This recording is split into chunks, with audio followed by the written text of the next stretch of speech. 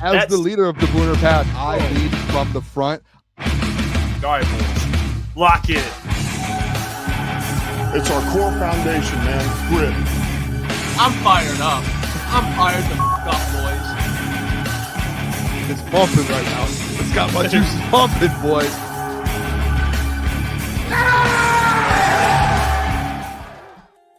What's going on? Welcome to Crunch Time Sports. It's Monday, September 15th. I'm Jeff, that's Boone. And we are on a Victory Monday. How about it? How about it? Victory Monday. The Lions absolutely beat the brakes off of Ben Johnson and the Chicago Bears. So we'll break it down. We got 2 Monday Night Football games on that we're battling against. I mean, I'm watching it. Boone's watching it. So we'll give us some play-by-plays too. I mean, it is Monday Night Football. I text you. I don't know what to do. I mean, we've got these games Monday nights, and like we got killed with NFC North games the first week, and then Thursday night NFC North game, and now it's just like a double header Monday Night Football. It's tough, dude. We're getting killed here. Yeah, it's I would say if the game's like if it's NFC North or NFC, maybe it was just some weird. The Bucs feel pretty relevant. Yeah, I mean, like Bears Vikings, okay. Packers Commanders, okay. Today, I guess we could have. It is a big Victory Monday though, because yesterday was like, and me and you were texting about it. Like yesterday was like such a big deal. If it was. We have to talk about the game. There's no way we can't talk about the game. Like there's and too, Dan Campbell talked today. Like there's a bunch of clips out from Dan Campbell that are just unbelievable. Dan talking about Jared Goff, dude. Just the way I think everything went yesterday. I hope my computer's not too loud, too, guys. I'm sorry. Let me try and turn this down. I don't know how to turn it down. I'm struggling over here. Okay, I got it. But just the way the game went yesterday, it's just we have to have the conversation about it because this team, Jeff, this is a Super Bowl football team. Oh, good. Hey, this Lions team is good. What are we talking about? Like, I'll say it, hand up. Everyone overreacted last week. You, Jeff, I love you. You overreacted. And it's fair. I think it's fair. It's fair. After how bad that Packers game was, so fair. We all overreacted. And it was like, maybe we should learn. It's a learning moment, I think, as a franchise and a fan base and media members. Well, can I say this? I think, is this fair? I think last week, people overreact in the bad way. I think this week people are going to overreact in the good way. No, there has to be there's a middle ground. I disagree. No, I don't think there's a middle ground. I disagree. I think last week was more so of a one-off because for the last 2 years we've seen 50 points in a game is not a one-off. Last year we saw them score 50 points like 4 times, Jeff. But Boone, you get what I'm saying. I get what you're saying, but I think you should more so lean. I think people need to more so lean on the side of this is a Super Bowl team. This is still a contender. Yes, it was the Bears, but like this offense, bro, like the thing that really baffles me, I know it was the Bears.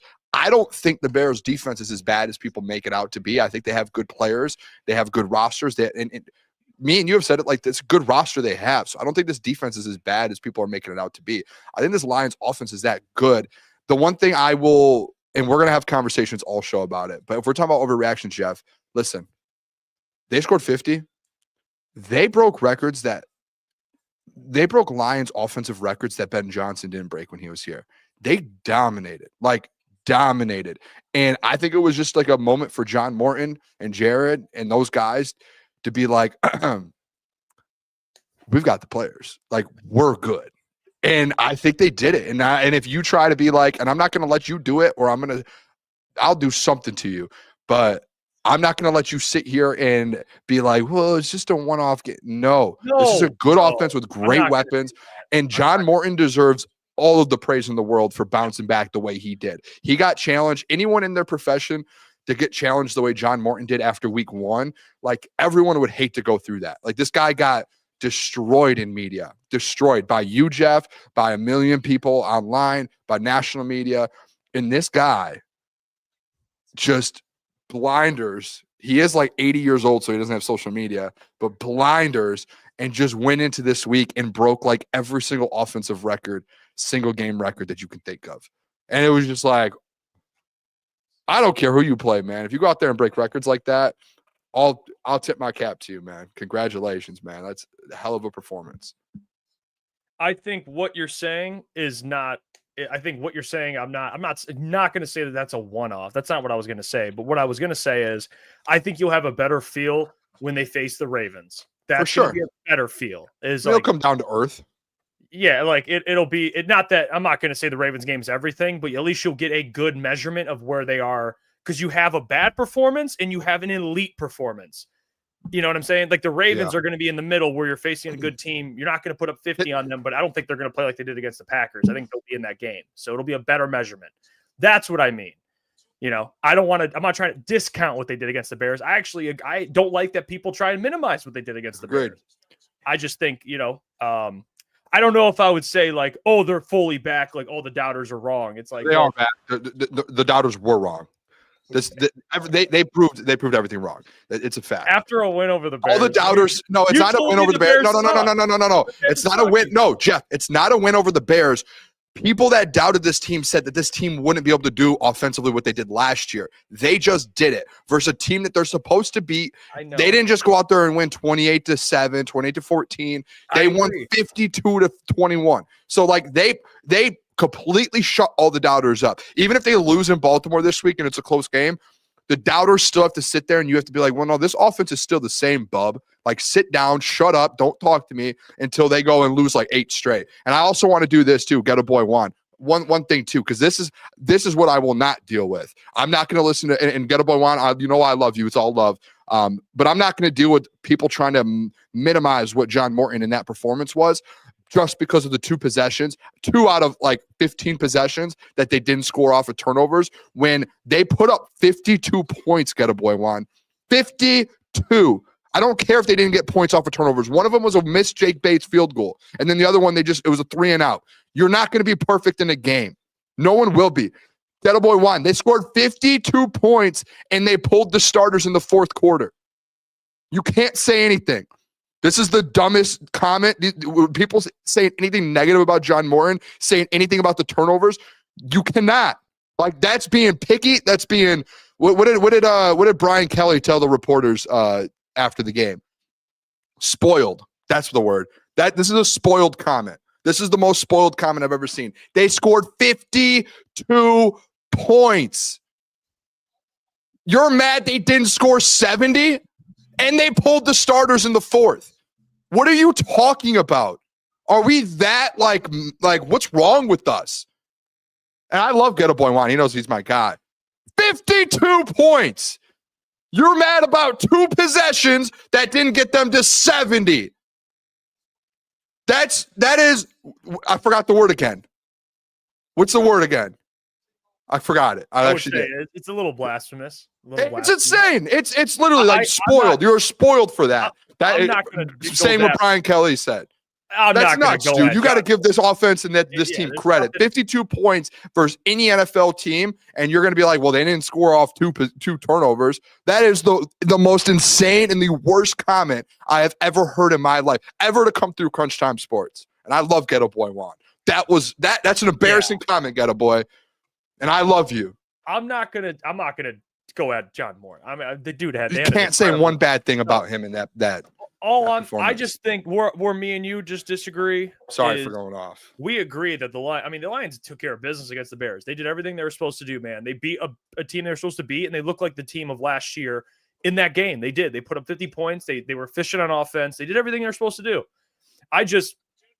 Where I'm coming from is I think the Lions responded the best way they could respond after week 1. But I'm not going to say that one game, every worry of mine is now eliminated after one game. That's where me and you disagree. All right. I think there's a long season. What worry do you have? What worry do you have? Tell me right now. It's not a worry. This is where I'm coming from. Okay. And just from an observer, I have one game where the offense looked elite. All right. And then I have a game where they did not. So Agreed. In my mind, I'm thinking, okay, let's build off of the game where they looked elite, and then let's look at the next 4 weeks and just continue, maybe not the 52 points, but let's just keep this offense where it is right now in terms of the efficiency, the communication. Like, I want to see it a little more.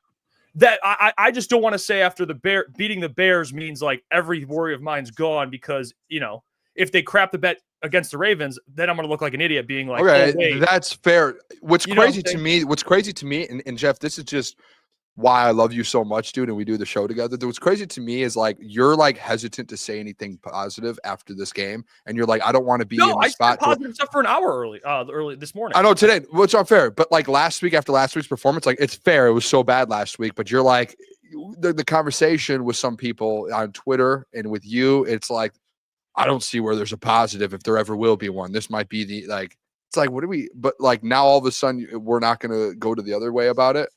You see what I'm saying? That's just it's shocking to me that some people are like that. No, what happened was last Sunday is they crapped a bet against the Packers. I went at John Morton as the offensive coordinator, and I said, "There's no way," and we agreed. There's no way that they were going to look this bad on Sunday. We both agreed. There's no way they were going to look this bad yet on Sunday, and they did actually the opposite, and they looked elite.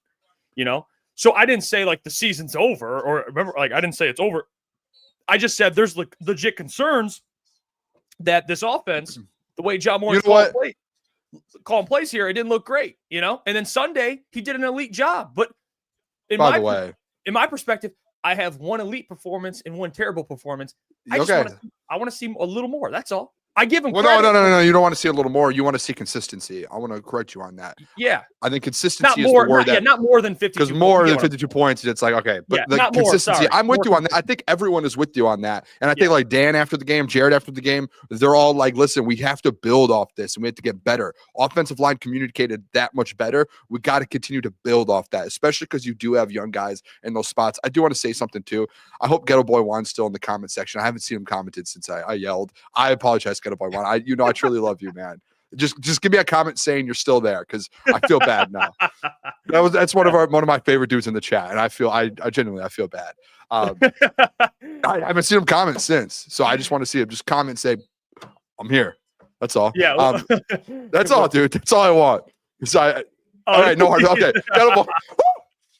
that's my guy too, man. One of my favorites in the chat every night. But I think what the show today is going to be about is a lot of positive. They deserve it, man. Like they responded in every way they were supposed to respond. I mean, they actually responded if they beat the Bears by 2 scores, we would still be saying good job. I mean, I agree, dude. 30-something points. Do you remember my number one key to victory? Or it might have been my number one key to victory. But what was the thing I talked about the most last week? Getting the run game going. The run game, but it was really more specifically, it was the offensive line. And it was like, I just want to see something positive out of the O-line. And again, like if they won 28-21, 28-14, and that O-line was just looked better and they improved, like that, I think to me, and everyone knows it, because this is what national media talked about. Obviously, they all the conversations, the coordinators and all of that. I think the bigger conversation that they all talk about as well is like this offensive line with no Frank Ragnow and Kevin Zeitler. And that's the one thing to me. If you want to win a Super Bowl, like that's what your team's built off of is this O-line. And all I wanted to see was this O-line bounce back and have a good game. And they did that plus some. So you got to see them. It felt like more so at a different level. I didn't think they were going to be as good as they were. I think someone in the chat put it earlier that they only allowed 2 pressures on Jared Goff. And I don't even know if Jared Goff got sacked. He didn't get sacked at all. And he had so much time in the pocket. The run game looked better. I know they didn't really explode until the second half, but the run game started to look better. And you got to see, like, I was more impressed by that offensive line than I thought I was going to be. I didn't think they were going to be at that level yet, and they were. So that's where it gives me confidence on Monday. And I'll tell you this, like, early look against the Ravens. Dude, I don't care. People are going to hate this, and as you probably should. Like, I don't care if they win or lose versus the Ravens. I just want to see them compete, and I want to see them kind of put up a performance, not offensively what they did versus the Bears, but a competent one. Like, don't do what you did 2 years ago versus the Ravens and get blown out on the road. Go in there and compete and at least be in the football game. Have a one-possession game, and whatever happens from there because it's another Super Bowl team, right? Like, as long as you're competing with these Super Bowl teams, you're going to pull some of these wins out versus the Eagles, the Chiefs, the Bucks. Who am I missing? The Ravens, the Commanders. Like, but you're going to pull out wins versus those teams. You just got to be in those games and compete. You cannot do what you did versus the Packers versus the Ravens. I'm a little surprised you're not saying. I think they can win the game. But you have to be realistic. It is, and this is what it's like for the Chiefs, the Eagles, like any team that does go on the road. you do have to be a little realistic to where it's like that. It's a Super Bowl team you're going up against, and it's a road game. Like you're not expected, in my opinion, you're not expected to win those games. The Lions have to go 500 in those games this year because they have so many of them if they want to compete for the NFC North. So in my opinion, it's, hey, I just want to see them go in there and compete. And if they go compete and they're in the game, down the stretch in the fourth quarter, or they somehow pull that win off, then I'm happy. But I'm not going to go in there and be like, they need to dominate the Ravens. Like, let's be realistic at the end of the day. It's a Super Bowl team, right? I had them as my number one power ranked team in the NFL.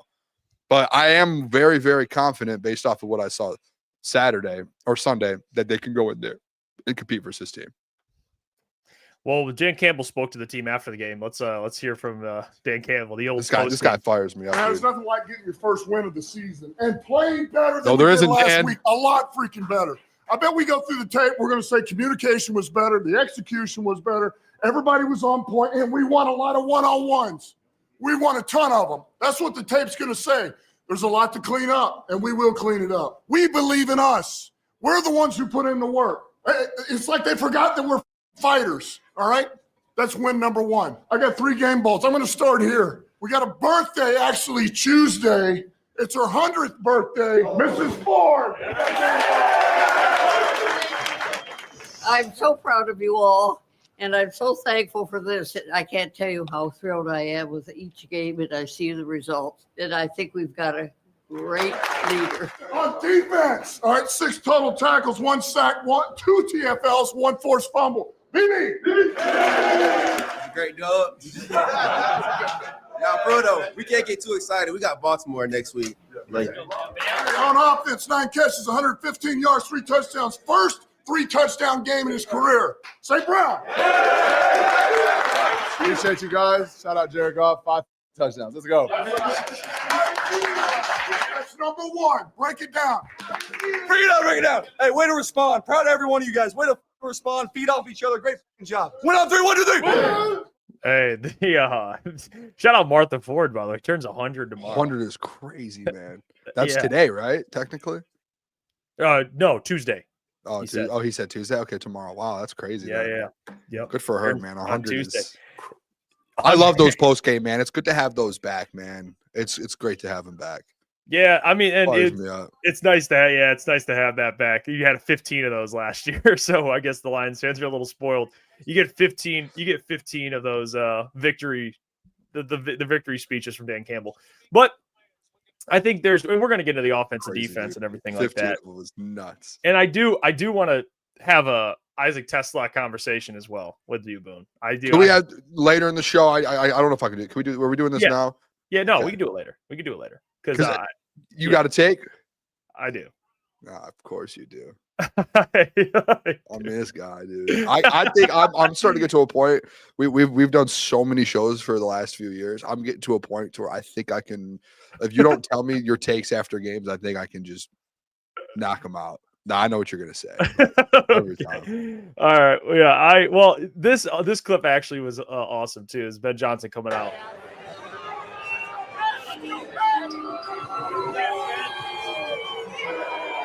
Getting booed.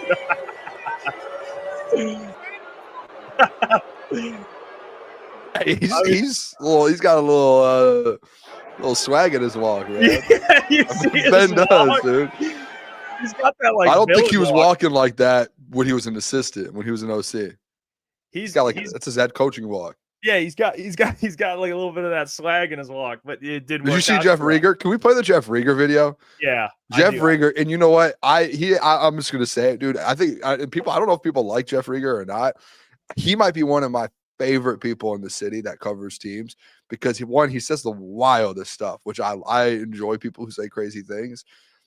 He's just not afraid to say it how it is too. Like he just straight up says things. And I've heard him do interviews with some people and post-game stuff. And he always has the questions that everyone wants to hear. And he knows how to ask them and he knows how to go about it, man. He really does. I was listening to 97.1 this morning and they was he on there? Was Rieger on there? No, but they were mentioning how Rieger went all the way to the Bears side just to ask Ben Johnson questions. He just went to the Bears press conference, dude. Yeah, I like Rieger, bro. Just to do work, man. And we got to get Rieger on the show. I don't know if we can. I think he might follow. He does follow Crunch Time, so we need to reach out and get him on. He would be a very good guest. This is his question. Do you believe Dan Campbell ran it up on you on that fourth and four going forward? What's he supposed to do? It's 4th and goal. What do you want him to do?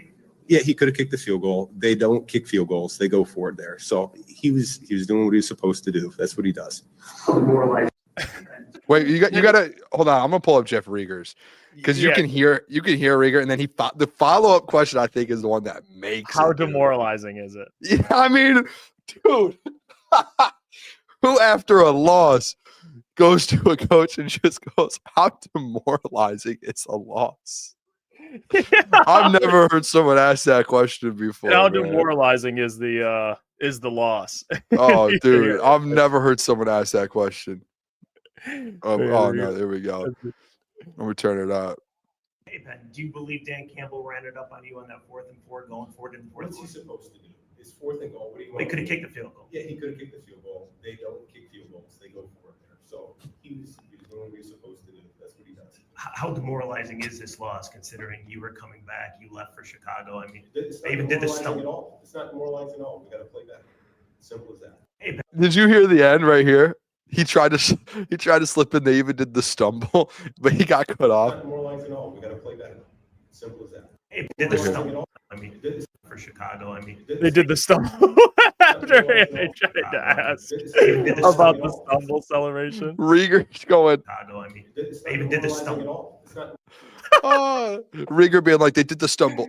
And then stop, dude. I think that was one of the funniest. Yeah, the stumble. He tried, like, come on, Ben's funniest probably- post game question. And you know what? Ben recognizes. I mean, he knows the media here. He's been here for years, so he's probably like, Sure. this guy, dude. Like this guy. I know what he's about to ask. I know it's coming. I know he's gonna ask something crazy. And there you go. You know, and I heard Costa and Jansen talking about the topic today for like 20 minutes was the F. Ben Johnson chance too much? Like, was it overboard? And there's a lot of people that called in that actually were like, it was too much, unprofessional. Like, I have a take. what's your take on that? The F. Ben Johnson stuff. I think the boos are good. The F. Ben Johnson stuff, I think, is I kind of do agree. I don't think personally this is that, and I'm probably one out of every 50 Lions fan. I like the booing is fair game. I think is all good. I just don't think Ben. He didn't do anything for the F him. You know what I'm saying? Like if he did something drastic where it was like he screwed the Lions over, he did this. Okay. It is obviously all fun and games, so it really doesn't matter at the end of the day, the F stuff. I wouldn't do it personally. Because I have respect. That's how I feel. But I would boo him, right? Like I would be one of the ones that would be booing him. I wouldn't be like F him. I saw a lot of people flipping him off and stuff. Like I'm not gonna do all of that, to be honest. I just don't think like to me there's more so like a respect factor as like a human. Like the booing is fine, you know you're gonna get that. But like he did do a lot for us, right? Like he helped build it. I mean, he didn't do anything bad with us. He has obviously went to the Bears, which is very That's the one that I think a lot of people, it's like, hey, you went to the Chicago Bears. That's one of our rivals. So I get that. I'm not the type to be like, F you, dude. Like, no. I'll boo you for fun. But I'm actually surprised that I'm on the other side. Because I'm with you. I wouldn't say F Ben Johnson. You know, that's just not, I mean, I would boo whatever. It's just not something I would do. But do I have a problem with fans doing it? I think fans, man, and Ben knows this just as well as anybody, especially NFL fans, they are crazy. It is a barbaric sport, you know. Yeah. It is. So they're gonna say things, even though we might not agree. I didn't mean with you it. were on the same side because I don't agree with it, but I don't care if people do Yeah, it. I don't I'm care not sitting about here it. like I don't that. think I don't think Lions fans, like, I wouldn't say Do like, what you how want. classless. Like it's sports, man. Like he went to the Bears. Like people are gonna feel a type of way about it. You know, like AG, Andrew Jones, like AG comes back here, they would love him. And maybe that's not fair, but it's the reality. He went to the Bears. I understand that. You know, I understand why fans would feel a type of way. And it actually, the fact that they're so upset he went to the Bears speaks more about him as a coach. You know, they loved him that much to where they're that upset and betrayed he stayed in the division. You know, and I didn't really have an issue with it. I said, it's like, bro, if you have a problem, like I know one of the arguments was like, there's kids there. don't bring your kids to a sporting event then. I don't know what to tell you. Like, yeah, you know, that I don't do. And there's just a side of me too, and you kind of know how I work a little bit, like personally. Like there's also a side of me too. Like if Ben doesn't work out in Chicago, I get fans doing all of that. I completely get it, but I would want Ben Johnson back as the OC. Do you know what I mean? And I don't want I'm as dumb as it sounds. Like I feel like it burns a bridge for fans to kind of go about it that way. To where, say he does get fired in 2 years from Chicago and we need an OC, I would be like, bring Ben back for sure. It's like Robert Saleh with the 49ers. I'm sure if he went back to the 49ers, he went to a couple Super Bowls with them. I'm sure 49ers fans are cheering for him. They're not booing him. Maybe they are booing him, but they're not like F you, dude, to where, he still feels a little bit of love and was able to go back and be the DC there without. Yeah. Even if you went to the Seahawks or something. Yeah. So that's how I look at it. And listen, I don't care that fans look at it the other way. Like I get fan bases, man, especially Lions fan base. It is a harsh fan base. You saw what they did with Matthew Stafford. Like now you're seeing it with Ben Johnson. I get it. Like it's sports. That's why you're a fan. So I'm not going to sit here and be mad at fans for doing it. I just wouldn't. Like I would boo them. And that would be kind of the end all be all for it. Just because in the TM Martin, this comment, fans aren't required to be professional. Fans don't get paid. It's like, yeah, fans aren't meant to be professional, man. They're fans. You know what I'm saying? Just my opinion. Like I'm sure Ben understands it. There's just a side of me, like for me personally, I wouldn't do it because I don't want Ben in the back of his head to be like, no, screw these guys. Like I'll never come back there. Like I think Ben Johnson's one of the best play callers in the league. So I'm not burning that bridge. Yeah, which is fair. Oh, I think.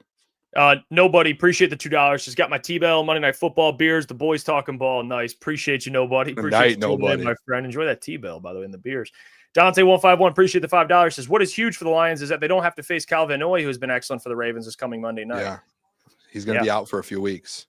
Yeah, we'll get into definitely this week a lot more Ravens. They play Monday Night Football, which it's going to be a great game, an excellent game. And before we move on, because I do want to get into the offense and kind of get into, because Dan spoke on the offensive line, and the Lions set a franchise record yesterday, and I will tell you what that franchise record is.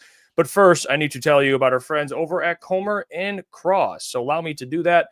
Ignore the background there. I'm watching the football game. Let me tell you, Comer and Cross in their one-day installation concrete floor coatings. Are you tired and sick of staring at your crack-stained garage floor? Well, let me tell you about our friends over at Comer and Cross, because they take care of their customers. They transform patios, pool decks, basements, even driveways, and they move the stuff out for you. Just give the number a call. 248-834-3488. They'll repair your cracks and pits before applying your stunning new floor, guaranteed. Comer and Cross concrete floors never chip, crack, or peel. So give them a call, 248-834-3488, or book your free estimate at comercross.com. All right, let's get back to the show here, and let's get into the Detroit Lions offense, because the offense was excellent, and they set a franchise record, and this is what we were used to seeing last year quite often, to be honest with you, and they did it with Johnny Mo. The franchise record that they set, and they even had a graphic. This graphic is just, it's just, I mean, they got Johnny Mo front center of this graphic. I mean, they got Johnny Mo as right they here. should. For the first time in franchise history, the Lions have produced a game with 500 plus total net yards, 5 passing touchdowns, and 2 rushing touchdowns. But you know what? They did get the 2 touchdowns after the turnovers, Jeff. Yeah, that's a look, Dave. I mean, come on, guys. They scored 7 TDs, man. Well, Ben Johnson doesn't have this record on the offense?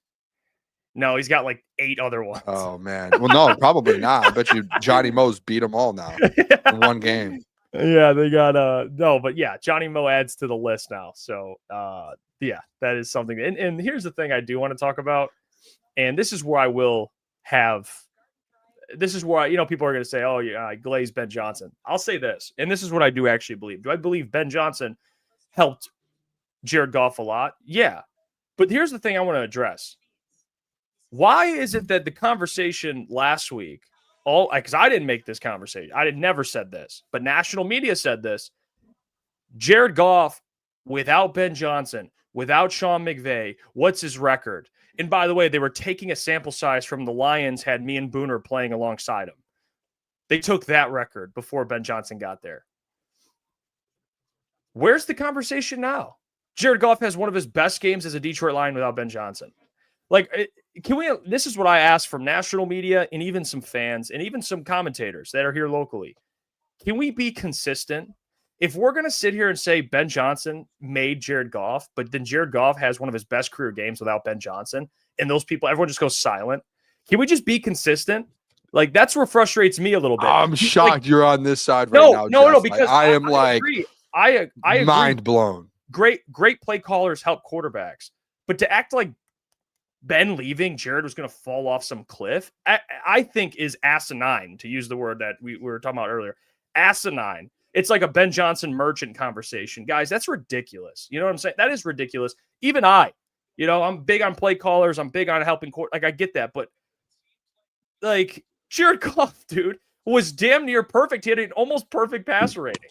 Hey, I'm so happy right now that you're having this conversation and I'm not going at you, Jeff, but you were one of the people talking about how Ben Johnson was a major reason this offense was the way it was, which he was, right? Yeah, like there was a part of it. Yeah, but not a lot of people were giving Jared Goff and Dan Campbell or, who was in the building as well, the offensive line. Like, people weren't giving those guys enough credit, in my opinion, when Ben left. And all offseason long, it was coordinators. What was the one thing I kept bringing up, Jeff, to you that people just kept ignoring was you have the personnel. Like, you have the players. The players do make the plays at the end of the day. And especially if you do have a similar offense in place, especially a John Morton that helped build this offense, not a lot of things are going to, turn around. There's a lot of familiarity there. Yeah. And like, obviously week one was such a one-off, but you got to see it here. Like you said, Jared Goff had one of the best games of his career, not like of just the last year or two, of his career. He went out there and had a career performance of almost 350 yards and 5 touchdowns and almost a perfect passer rating. So at the end of the day, you're able to be like, okay, there was overreactions with this. People aren't giving Jared Goff enough credit. And I think, at least I hope, like it felt like today, the day after, it feels like Jared is getting a lot more credit in the national media and people are actually having the conversations like, hey, no, Jared got, like, I went on the McAfee show. There was a lot that I went and watched, and a lot of people are giving their praise to what Jared Goff is and what he can be. And yes, does he throw ducks sometimes? 100%. But what did we say when we were off air yesterday, Jeff, after? Like, who cares what the Ducks look like? He puts the ball in positions for players to make plays, and he knows how to do it. And he does it at a very high level, and he's accurate doing it. And that's what you ask out of a quarterback. Like, you watch guys like J.J. McCarthy, guys who are trying to figure it out in the league. They're just not accurate. They're throwing over the heads of receivers where they can't catch it. They're throwing behind and front, all this. Jared is a very accurate player, and he's very smart. He's done this for a while, and he's probably right now a top 7 quarterback in the NFL. And I don't know if you can argue to put like guys like people. I know I'm not going to say names because people will get mad, but I would say he's probably around 6 or 7 at the moment. Yeah, that's right around where I would agree he's at. I mean, he just wins games, dude. He knows how. Yeah, he wins games, and I think the problem that I have with the inconsistency, and again, this is coming from someone like I do still think Ben. I still think the world of Ben. But the reality is this. No, Jared Goff is not a Ben Johnson merchant. Put some respect on his name here, okay? I've never said that. And then number 2, why can't we look at the other side of it? Why does Jared have to miss Ben and Ben not miss Jared a little bit? Like the offense that Ben's running, the offense that he knows and he's trying to bring to Chicago, and I'm sure he has a little twist on it because Caleb's a little more mobile, but you could tell in Ben's offense what he wants is accuracy, timing, execution at a high level, pre-snap, post-snap reading defenses. And it seems like he's getting frustrated because Caleb is still a young quarterback who's still growing. And Ben's like, okay, this is my offense. And he has to kind of adjust to Caleb's style.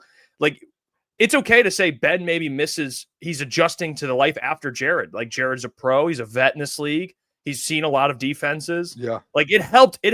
There's no arguing. It helped Ben to have a guy like Jared there for sure. You know what I'm saying? He didn't have to grow Jared or develop him. I'm sure they helped each other, but it's not like Jared was a 22-year-old quarterback that Ben Johnson developed. Like Sean McVay helped Jared a lot. But this guy was, when did he get to Detroit? He was 27 years old. He's been to a Super Bowl at the time. He won playoff games. He made a Pro Bowl.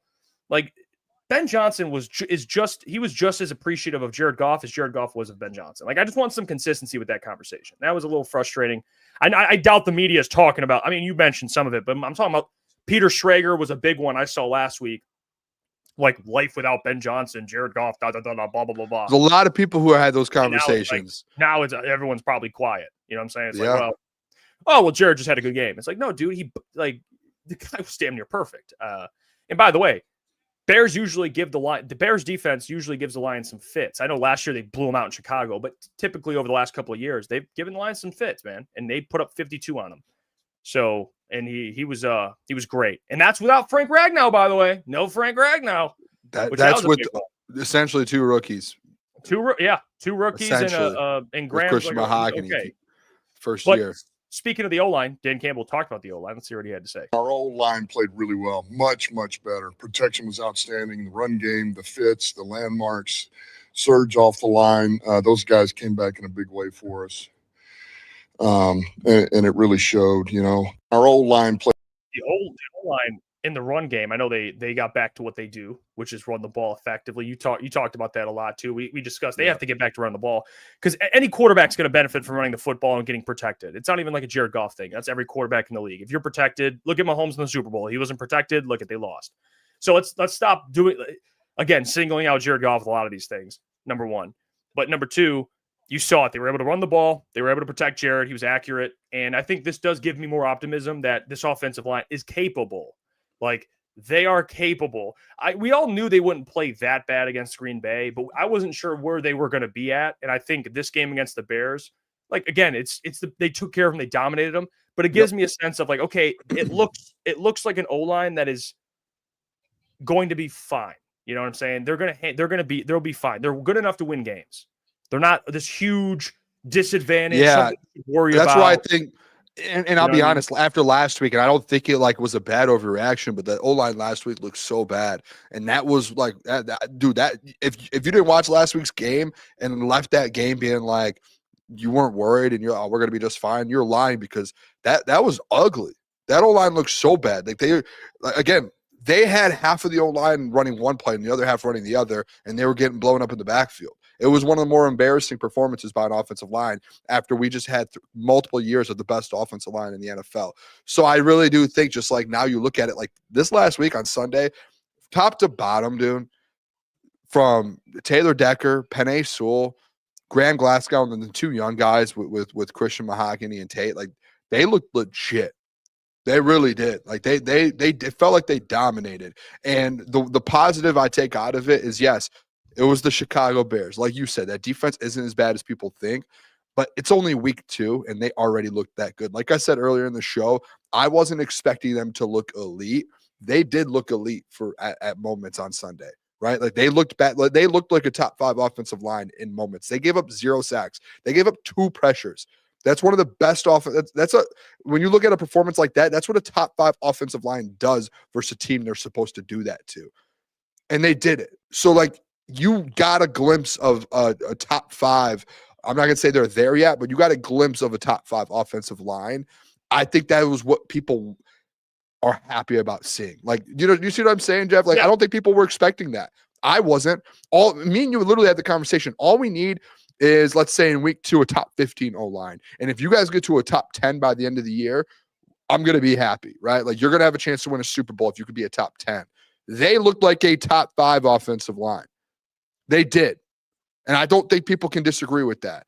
So, like, I think there's a higher expectation for this offensive line now. They're only going to get better and better. Like, I'm excited to see what they look like in week 16, 17, 18, based off of what we just saw yesterday. They're only going to get better. They really will, especially guys like Tate and Christian Mahogany. Yeah, in Mahogany, actually, I know he got banged up and he still went back out there. So shout out Mahogany, man. He clawed back. Life with Chris, appreciate the $5. He says, I love this show, man. Y'all got to have a Crunch Time Sports Live from the hood, chopping it up, y'all. Y'all got supports on 7 Mile. Shout out to y'all boys. Hey, Chris, hold up, Chris. Give me a sec. Yeah, all right. Appreciate you, Chris. Appreciate the $5. You're the man, dude. I think I actually ran into Chris. Chris, correct me if I'm wrong. Chris at the opening day a couple years ago? I think I ran into Chris, man. Unless that was someone else from 7 Mile, but I do remember Chris. or someone came up to us about that. Hey, he came right up to me, tapped me, said, 7 Mile, we got you. I said, all right, hey, Chris. Maybe it wasn't Chris. Maybe a lot of people on 7 Mile watch the show. It might be Chris, hey, Chris. but hey, Chris, I might need you. All right, I might need you. I'm the least intimidating Italian, so I'm not going to do well on 7 Mile. I need your help. So appreciate you, Chris. I'm my the guy. least intimidating. Appreciate you, Chris, for that. Dude, but yeah, that's the funny. O-line as a whole, man, against the Ravens, Calvin Noy, that definitely helps the O-line. But I will say, don't worry, Clemhouse, we'll get to Davenport later. Yeah, we got that. Don't worry. We're talking. We'll get to don't Davenport worry. as well. Hey, sorry. We'll get to Davenport. Don't worry about it. The O-line was positive. I mean, I'm not to be honest, dude. I just want to go to 7 Mile right now. I'm just I want to go do the show tonight at 7 Mile. Yeah, you know what? Chris, I want to go. Chris, we're doing a watch party. we're doing a watch party out there, man. Irv said he's from 6 Mile. Are we good on 6 Mile too? I mean, we got to go do some live shows around the city, man. We got Irv, we got Chris. Hey, we're gonna need them. We're not me and Booner. Got boy Juan said, "Boone, please stay away from 7 Mile."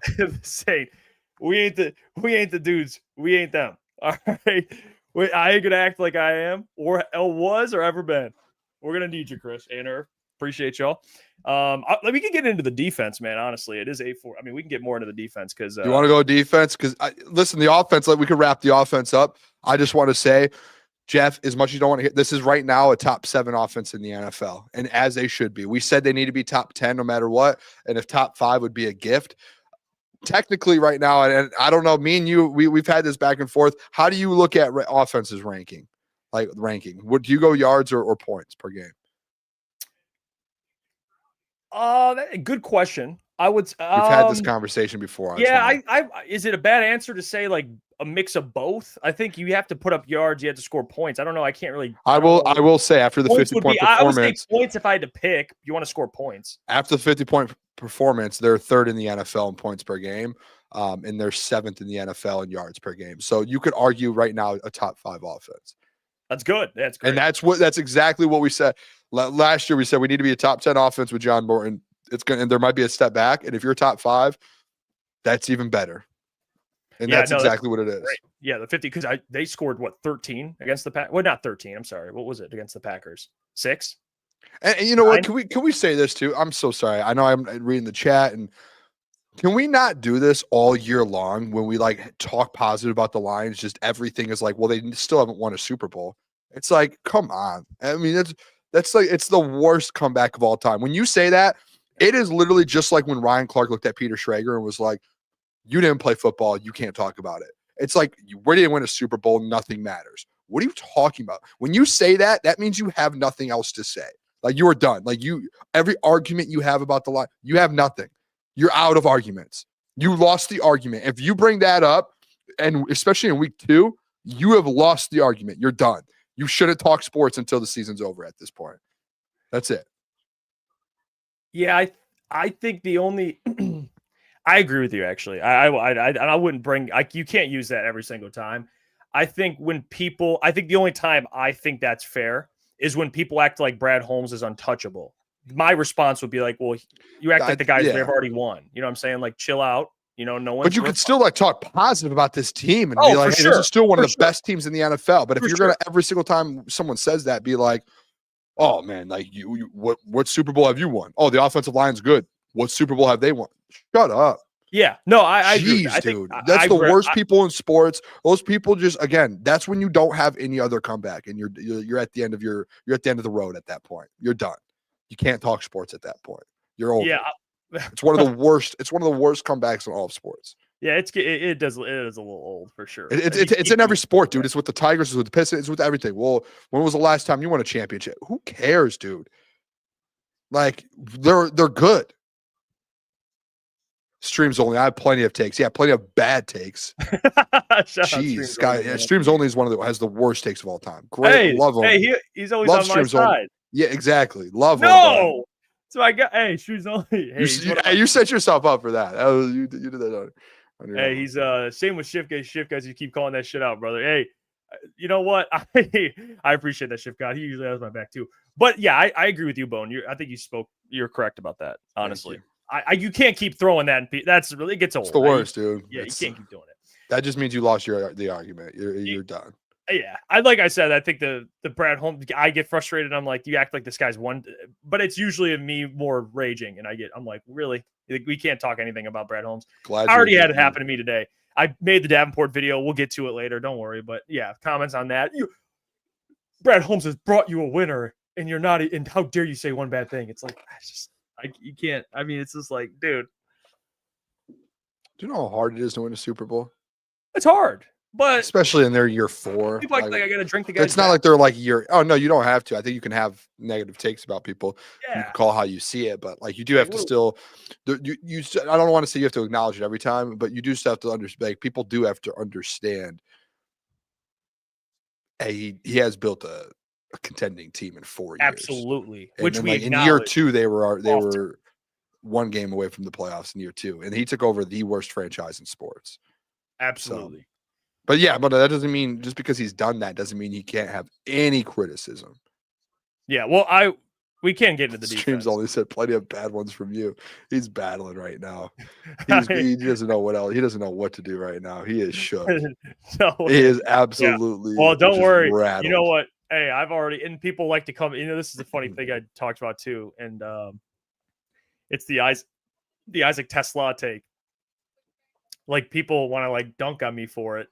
For the video I made like 2 months ago where I was like pissed about the trade up. It wasn't even necessarily Isaac. It was just like, what are we doing trading up? And I was, obviously looking back, seeing how good he can be. I'm like, well, I was wrong. But people want to be like, how dare you give Isaac Tesla praise because you said it was a bad idea to trade up for him. It's like, guys, we talk into a microphone 2 hours a day. All right. We spit a lot of takes. All right. I don't do this to be right or wrong. Quite frankly, I just give my opinion, and wherever the dust or the dust settles is where it settles. I could give a shit whether I'm right more or wrong more. I just speak my opinion, my honest opinion, everything I say I believe, and then whatever happens, happens. And if I'm wrong, I have no problem admitting I'm wrong. So it just was confusing. And we'll get to that too, because I do need to address that more. But first, we'll stick with the defense. All right. Dan Campbell talked about AQM. AQM had a sack. Aiden Hutchinson had a sack. Marcus Davenport had a sack. The defense got one-on-ones, and they won them. And Dan Campbell said that. All right. Now, the unfortunate part is Davenport went down, which we will get to that. But here's Dan Campbell on AQM and kind of how much, because he seems to really like AQM, but here's his thoughts on him. And for, I think, he had 5 pressures or something, like, since you signed him last year, and how much more could his role expand? Yeah, well, look, the guy, I'll bring it up again. He had a really good camp, and he just continues to do things for us. He's crafty, man. He's strong.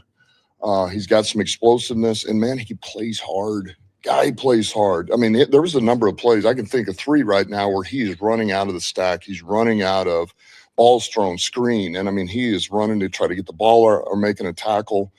And it's that kind of effort with what he's got ability wise, it gives you a chance. So, he's been big for us, and he's going to get more of a role. He's earned that. How valuable has he been for, I think he had 5 pressures or something, like, since you signed him last year, and how? All right. Well, AQM, I will say, out of the defensive line, this is what I'll say about AQM, because it feels like I maybe didn't give him enough credit when I was talking about Davenport in the video I made earlier. AQM, in my opinion, is a very solid rotational piece. He's actually a very good rotational piece. He's done a really good job, and they put him in spots, and he gets pressure. He got a sack. He's a good, he's a really good rotational piece that many other teams would probably want. All right. And that's, I think, where it ends. I think that's exactly where it ends with me. And that's in that. I don't. I mean, come on, get the guy a little credit, huh? No, I gave him credit. He shows a little fire, dude. For sure. But that's it. You just said for sure. That's But I always, just- okay. Now I know how you feel about the guy. But they just need more depth in that room. Pause. That was the loudest pause that's ever been heard around the world, they need dude. A little more. They need some more depth in that room, man. They need more. Yeah, depth. no, I'm I sorry, agree with I'm you sorry. completely. No. You This would one- have to think, by the way. What? I can't see, and this is no disrespect. It's gonna sound disrespectful, but it's just how it is. I can't see Pat O'Connor lining up at edge anymore. I can't. He's do going to, so get used to it. First it's off, making my brain. I do agree with you though, and I don't think there's a world, Jeff, where Dan Campbell and Brad Holmes are genuinely like. Let's say Marcus Davenport's out for a little while because obviously the reports, and we'll probably play the video in a little bit. I don't know if we wanted to play. Are we going to? I posted the Davenport one on our Twitter. Do you want to play that real quick? I have it here Because obviously there's a chance that Davenport's out for a while. Before the video is played, like I'll tell you, like he says they have to get second opinions. Like when you hear second opinions, guess what that means? That means the first opinion did not go well. So that's not a good sign, in my opinion. So without Marcus Davenport, let's just say like minimum, he goes on IR for a minimum of 4 games. You're not rolling with Hutch and AQM and being like, we're good to go. Because what happens if one of them gets hurt mid-game?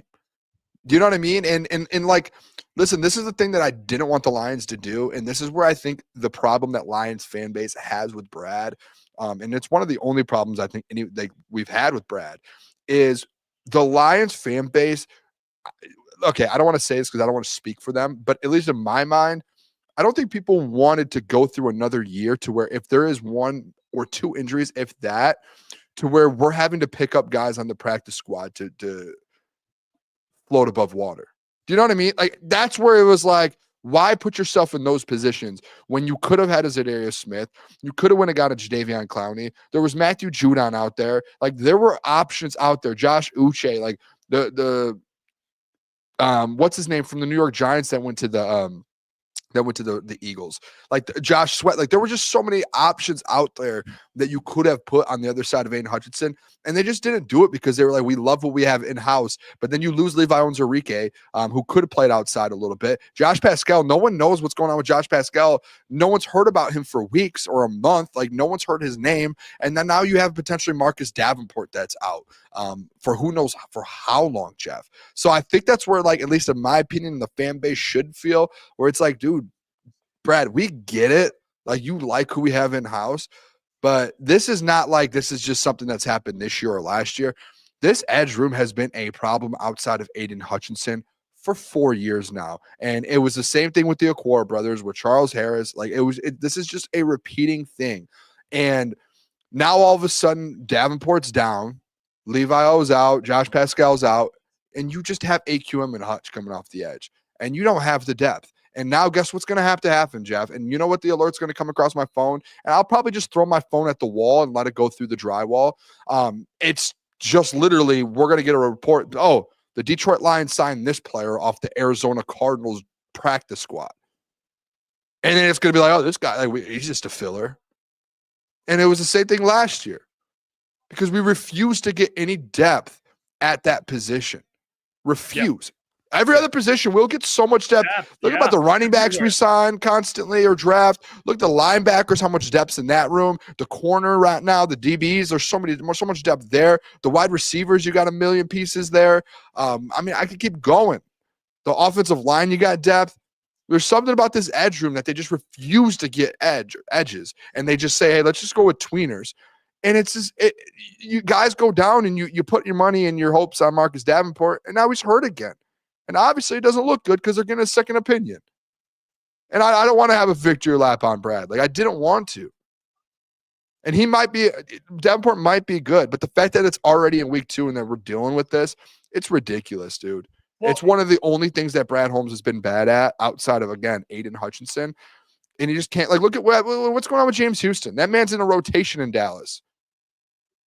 Like, it's one of the more, to me, it's one of the more frustrating things that we've dealt with over the last 4 years with this regime. It really is. And I don't want people to think it's a bad, like, I love Brad Holmes, top 5 GM. I'll end it with that. But this is definitely something like a concern that they just constantly think they're getting right. And at some point you got to look in the mirror and be like, this is just on us at the end of the day. Like we should not have trusted it. And to me, it's disappointing to the fan base, man. Like it is. That's a major position. If you can't separate criticizing Brad Holmes over one thing and us and fans still appreciating how great he is, you're soft as shit. Like, that's the reality. Like, you are soft. If you can't critique anyone, if you can't critique, it's like, you can still be I said this earlier, a great parent, but not be perfect. You could still be a great child and not be perfect, a great brother, a great sister, a great partner, and not be perfect. So why is it that a general manager is all of a sudden perfect? Like, you don't think Eagles fans still look at Howie Roseman after winning 2 Super Bowls and say, dude, Howie's the GOAT? But what are we doing, Howie, with this or that? It's normal. Like, people act like Brad is untouchable. So that frustrates me. Like, that absolutely frustrates me, number one. So if you can't separate the two, you're soft and you need to really evaluate your critical thinking skills, number one. All right. Number two, this isn't even a Davenport thing. I don't think Davenport's at fault at all, actually. I think Davenport is absolved from all blame. All blame. Because it's not his fault. He got offered $4 million to come back. I'm taking it. You kidding? I'm taking the $4 million.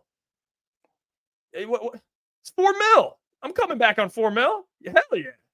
I'll take that. I didn't play at all, really, at all. It's not Davenport's fault. It's not his fault he gets hurt. It's not his fault he can't stay healthy. It's something he can't control. So I'm not even trying to go at Davenport. He's a human being, whatever. He goes through his own stuff. It's not his fault. It's Brad's fault for this situation because he should know better. Dan should know better. Dan's played in the league. They should know how this works. When a guy gets injured as often as he does, usually it keeps popping up. All right. That's how it happens. So yeah, like Brad Holmes is the one that we should be looking at of like, all right, dude, you are elite at what you do, but what's going on with this Davenport thing? Why didn't you have something in place? This is why everyone advocated for Zadarius Smith, because you knew it would make Zadarius, he would take a lot of those steps from Davenport and keep him a little more fresh. And even if he went down, you'd still have a guy in place.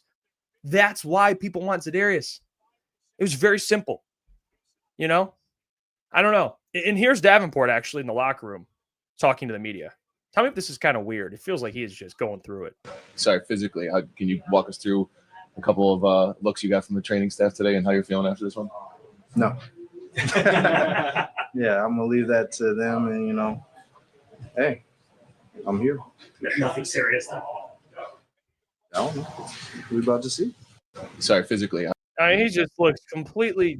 I'm worried about the injury, to be honest, dude. Well, here's Dan Campbell on it. We'll get his update. Yeah, because he talks about the second opinion. But here's Dan on Davenport. Marcus Davenport's injury. We're still getting things looked at with that, so we'll see where that's at. How concerned are you for Monday? For Monday, I don't know. I mean, I don't know. It's a good question. I'm hoping it won't be too bad, but until we get a couple of these second opinions back, I won't know for sure. And Marcus Davenport's injury. Well, we're real zoomed in here. Second opinion's not good, Boone. Yeah, no, that's what I was saying. That's what I was saying before. I don't think like the second opinion part. That's where it's obviously the first wasn't good. That's essentially what it's saying.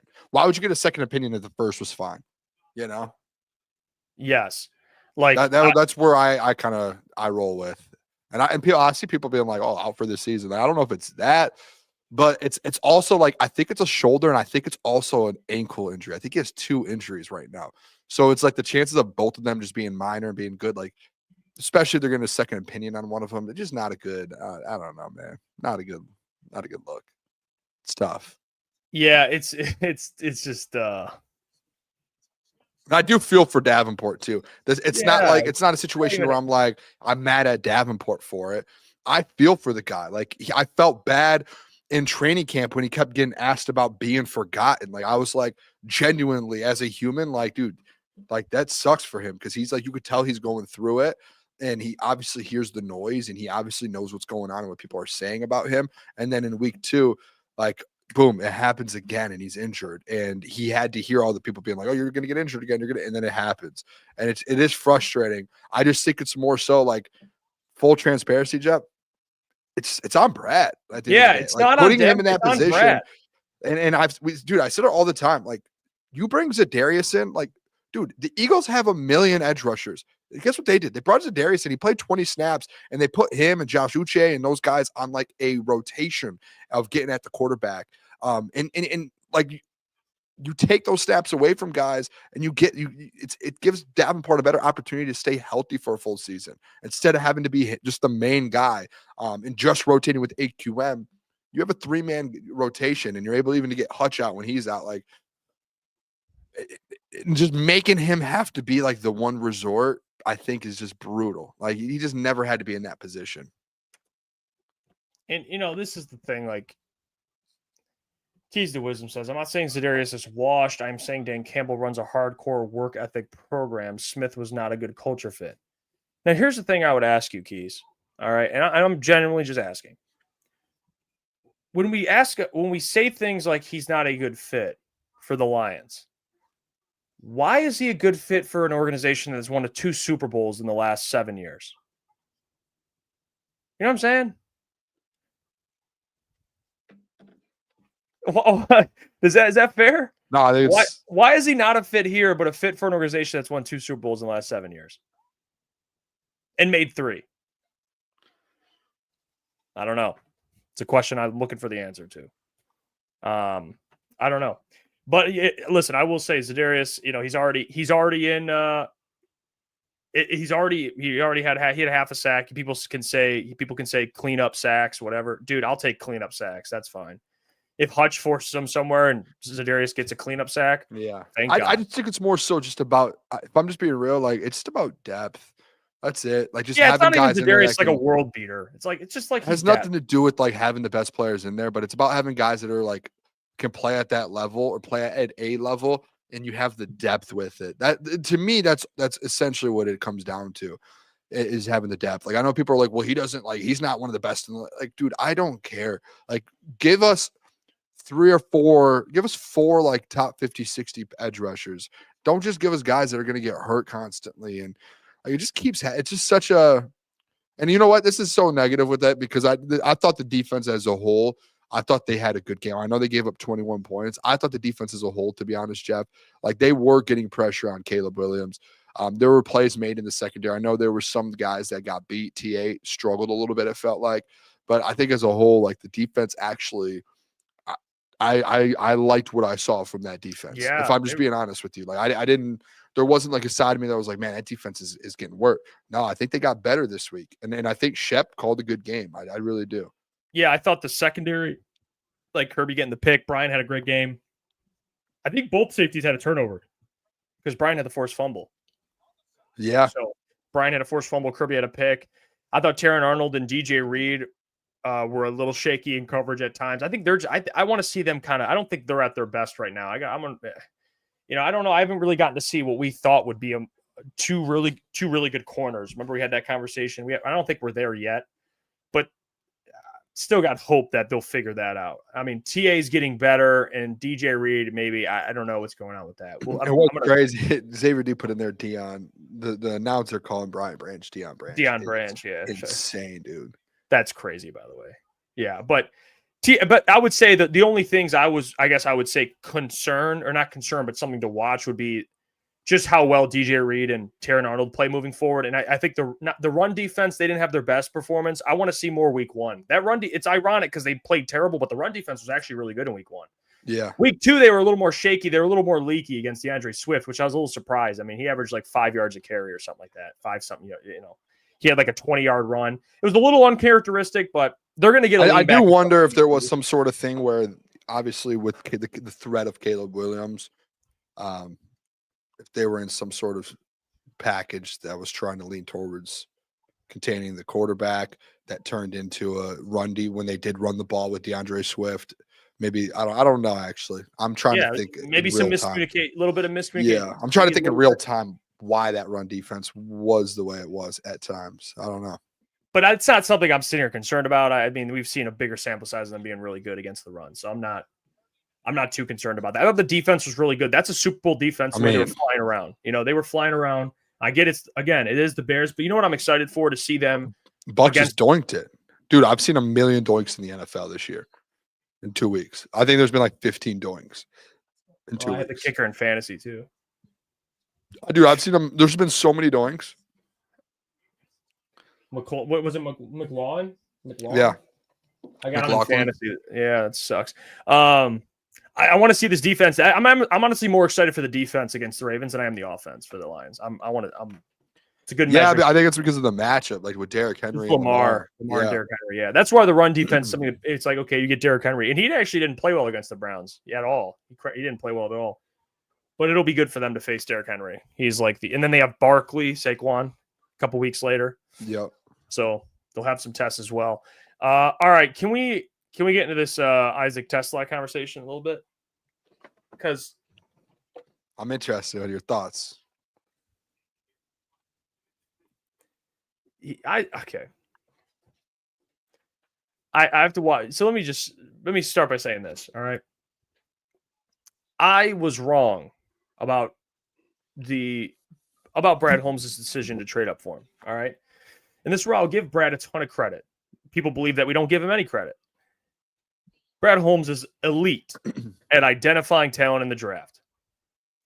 And Isaac Tesla might be the next one that you look back and you're like, this dude is a stud and a third-round pick.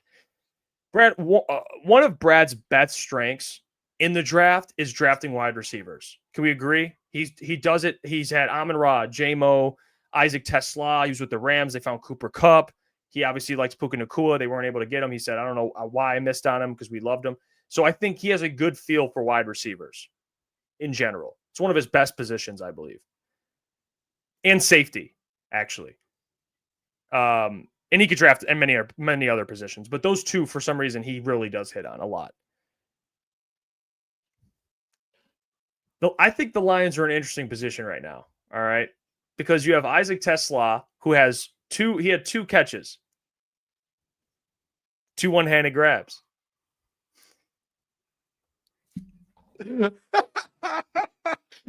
still think it was one of the dumbest stats or thoughts of all time, but okay. So literally, as many hands as he does catches. He's caught the balls with as many hands as he does. Because that's not like a great one because you would expect him like, hey, I want more catches out of him. Like, But that's what's impressive. He's only caught 2 balls. And both of them are highlight plays. Like, yeah, I think that's impressive. Plays. You know, like highlight plays. The first one was against the Packers, reach back, boom, touchdown. Week 2, does it against the Bears, 40-yard gain, one-handed down the sideline, sets up a scoring opportunity, and they score. All right. I'm just thinking, like, imagine someone's first ever career catch, and you tweet out like, this guy used 2 hands, has 1 catch, and only used 2 hands in his career. Like, that's just like, okay. Well, that sounds stupid. That's like essentially like that's what sent you with that tweet and that comment is. It's just like, well, okay, cool. Like he only has 2 catches and used 2. Like, okay. Like, I just think it's the dumbest thing of all time. But all right, sorry, I'm ruining this segment. Keep No. going. I think it's impressive, right? The 2 targets he has are 2 one-handed catches. Yeah, and that's impressive. I think he could be very good. Very, very good. We've seen it. He has the size, he has the speed, he has the hands, he has everything. He's I said it earlier, a mismatch nightmare for DBs. They traded away Tim Patrick. He has a perfect role on this team. But here's the thing.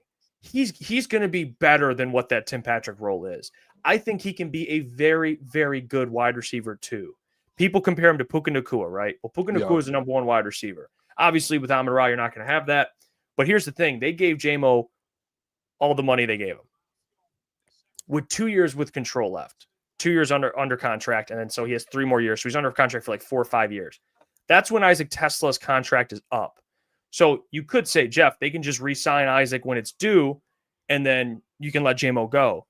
But here's the thing. Financially, it would be smarter to utilize these years while he is getting paid pennies. And unfortunately, with Jamo, Amon-Ra, he's not going to get those opportunities. We'll never see his potential until post-Jamo or Jamo gets hurt, in my opinion. You just won't see what he can do, unfortunately. Because what is he going to do? He's not going to be a 1,000-yard receiver. He's not going to with Jamo and Amon-Ra. He's just not. So I think the part of me is there's intrigue because I think he can be very good, but I think paying Jamo early might have been a little tricky You could trade him. People are like, well, if you want to trade him down the line and Isaac Tesla's that good, you can do that. Yeah. But I think this is where it gets tricky because in my mind, I still would rather put that money to Brian Branch. I'm sorry. I would. I would rather pay Brian Branch and have Isaac Tesla on a third round rookie deal. And and I believe he can be a 1,000-yard receiver, 800,000-yard guy as a number 2. I really do believe that. And he might not be as explosive as Jamo, but guys, they have so many weapons. Like as much as I love Jamo and he could be a wide receiver 1 somewhere else, he's not going to be the tipping point of this offense being mid if he's gone. They're still going to be very good. I'm going to say this, like, you know what I'm saying? No, I don't. I'm going to say this. The Brian Branch part, I agree with. The other part, I think it's the dumbest thing I've ever heard. Like, I like, yes, I get with the money with the Jamo thing. Jamo's like right now, Jamo's better than Tesla. And you could be like, well, I'm just so intrigued. I'm so intrigued. You know what you have in Jamo. There's no intrigue there. That man had 2 catches for 108 yards and a touchdown and should have had more. Like, he is one of the most explosive wide receivers in the NFL. I think it's insane being like, well, we have a guy that's really intriguing. Like, we don't know what we have in him. Why pay this other guy? You got Jamo at a steal of money. Now, yes, would you rather have Brian Branch because he's one of the best safeties in the NFL? Yeah, I think that's a different conversation outside of the Jamo contract. I think that's a contract of the Kirby deal, the Ali McNeil deal, the future Jack Campbell deal. Like, I think those are the conversations you have to have with that. But yes, I think Jamo was going to be maybe the odd man out. But the fact that they got him at 27 a year, and essentially that Justin Rogers kind of made the point of, if you count these 2 years and you do the math, it's essentially around what 20. I don't know the exact number. I think he said like 22 or 23 per year if you break it up with the years that he does have remaining on his deal. So I think, like, hindsight, yeah, okay, fine. But you still, like, okay, there were 2 catches. Like, think about how ridiculous. And I think Isaac Tesla could be very good. But think about how ridiculous it is to be like, I saw 2 really cool catches. Oh, he's already better than Jamo. Why did you pay Jamo? That to me is the dumber thing to say and the dumber thought process. Being like, hey, we saw 2 catches, 2 career catches. He's better than Jamo. And you've seen all training camp. He's been. But you saw it through training camp. But like, you know what Jamo is. Jamo already is a 1,000-yard wide receiver. Yeah, he already has gone out there and almost had 10 touchdowns. Why not just pay him to where you have him on? Essentially, you have him on the 6 seasons, and it averages out to around 22 to 24 million a year. And you have him on a steal, a guy that probably would get paid over 30 million, almost 35 million after his deal is up. And you have him essentially from 22 to 24 million for the next 6 seasons. And you know what you have out of him. You have a 1,000-yard wide receiver at wide receiver 2, guaranteed no matter what. With Tesla, you have not seen that yet. You haven't. You saw 2 really good catches. You saw training camp. Can Tesla get there? Probably. Like, I think he's good enough to. And yeah, there's a fact, but you're being like, well, he'll never do it because you have Jamo. You have 3 great wide receivers then in a room. It's not going to happen. Why do you care about wanting to see it when you have 3 of them in that room? Who are they going to guard, Jeff? Jeff, no. It's not because, I want to see him hit 1,000. No, who cares when you have 3 dudes in that room that can do that? No. Who are they going to guard? Literally, who? There's only one football. For the next 6 years, you have. Okay, 3 wide I'm not. receivers to win a Super Bowl. Jeff, I could give a rat's you know what. Hold on, stop. I could give a rat's you know what if Isaac Tesla ever hits 1,000 yards with Jamo and Amon-Ra. But if he goes out there and gets you 600-700 every year with them, he's not doing that. He's not. Okay, that's fine. That's on you thinking that. No, because they have Laporta. I think it's dumb. I think you're just trying to have. And I'll be real. I just think you're trying to have like an opposite take to be like, oh, you should have paid Jamo. Like, what are we talking about here? Jamo is an elite wide receiver in this league. Like, he's very good. I'm not arguing that. Now, if you want to talk to contract with Brian Branch, I think you have a better chance of being like, why did you pay the Kirby or the Aleem or the Jack Campbell one coming up? Like, I would rather have Brian Branch and Jack Campbell. I would rather have Brian Branch and Sam Laporta. But you're talking about a guy, a Jamo, who just had 2 catches for 108 yards and a touchdown. One of the most explosive. Jeff, when you have a deep threat like that, you see what it does for Amon-Ra St. Brown, for what it does in the run game. Isaac Tesla, we don't know if he will get close to what Jamo can do. We don't know that. And just being like, well, we're going to bank on that. What are we talking about?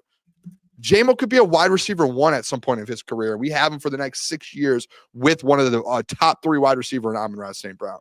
That's a cheat code, man. Okay. Let me explain. Let me just explain this, okay? And I'm not. Sorry for going off.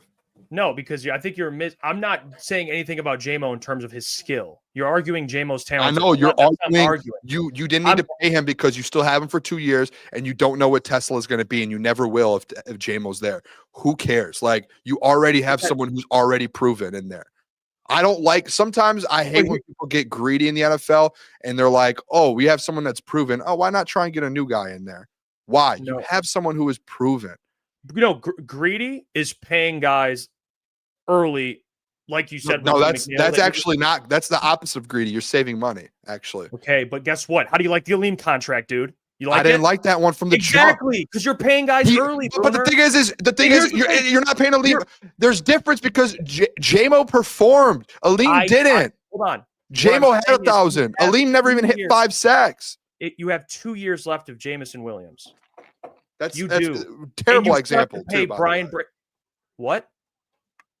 The Aleem Jamo one. Jamo is proven. I'm not comparing the play. You're not. Can I get a thought out? Like you're. Yeah, I'm go not ahead. because you're like. I'm not finishing the point. I think that's where you're confused. Go ahead. What I'm trying to say is, Aleem McNeil, when you pay guys, you're like, well, it's smart to pay everyone early.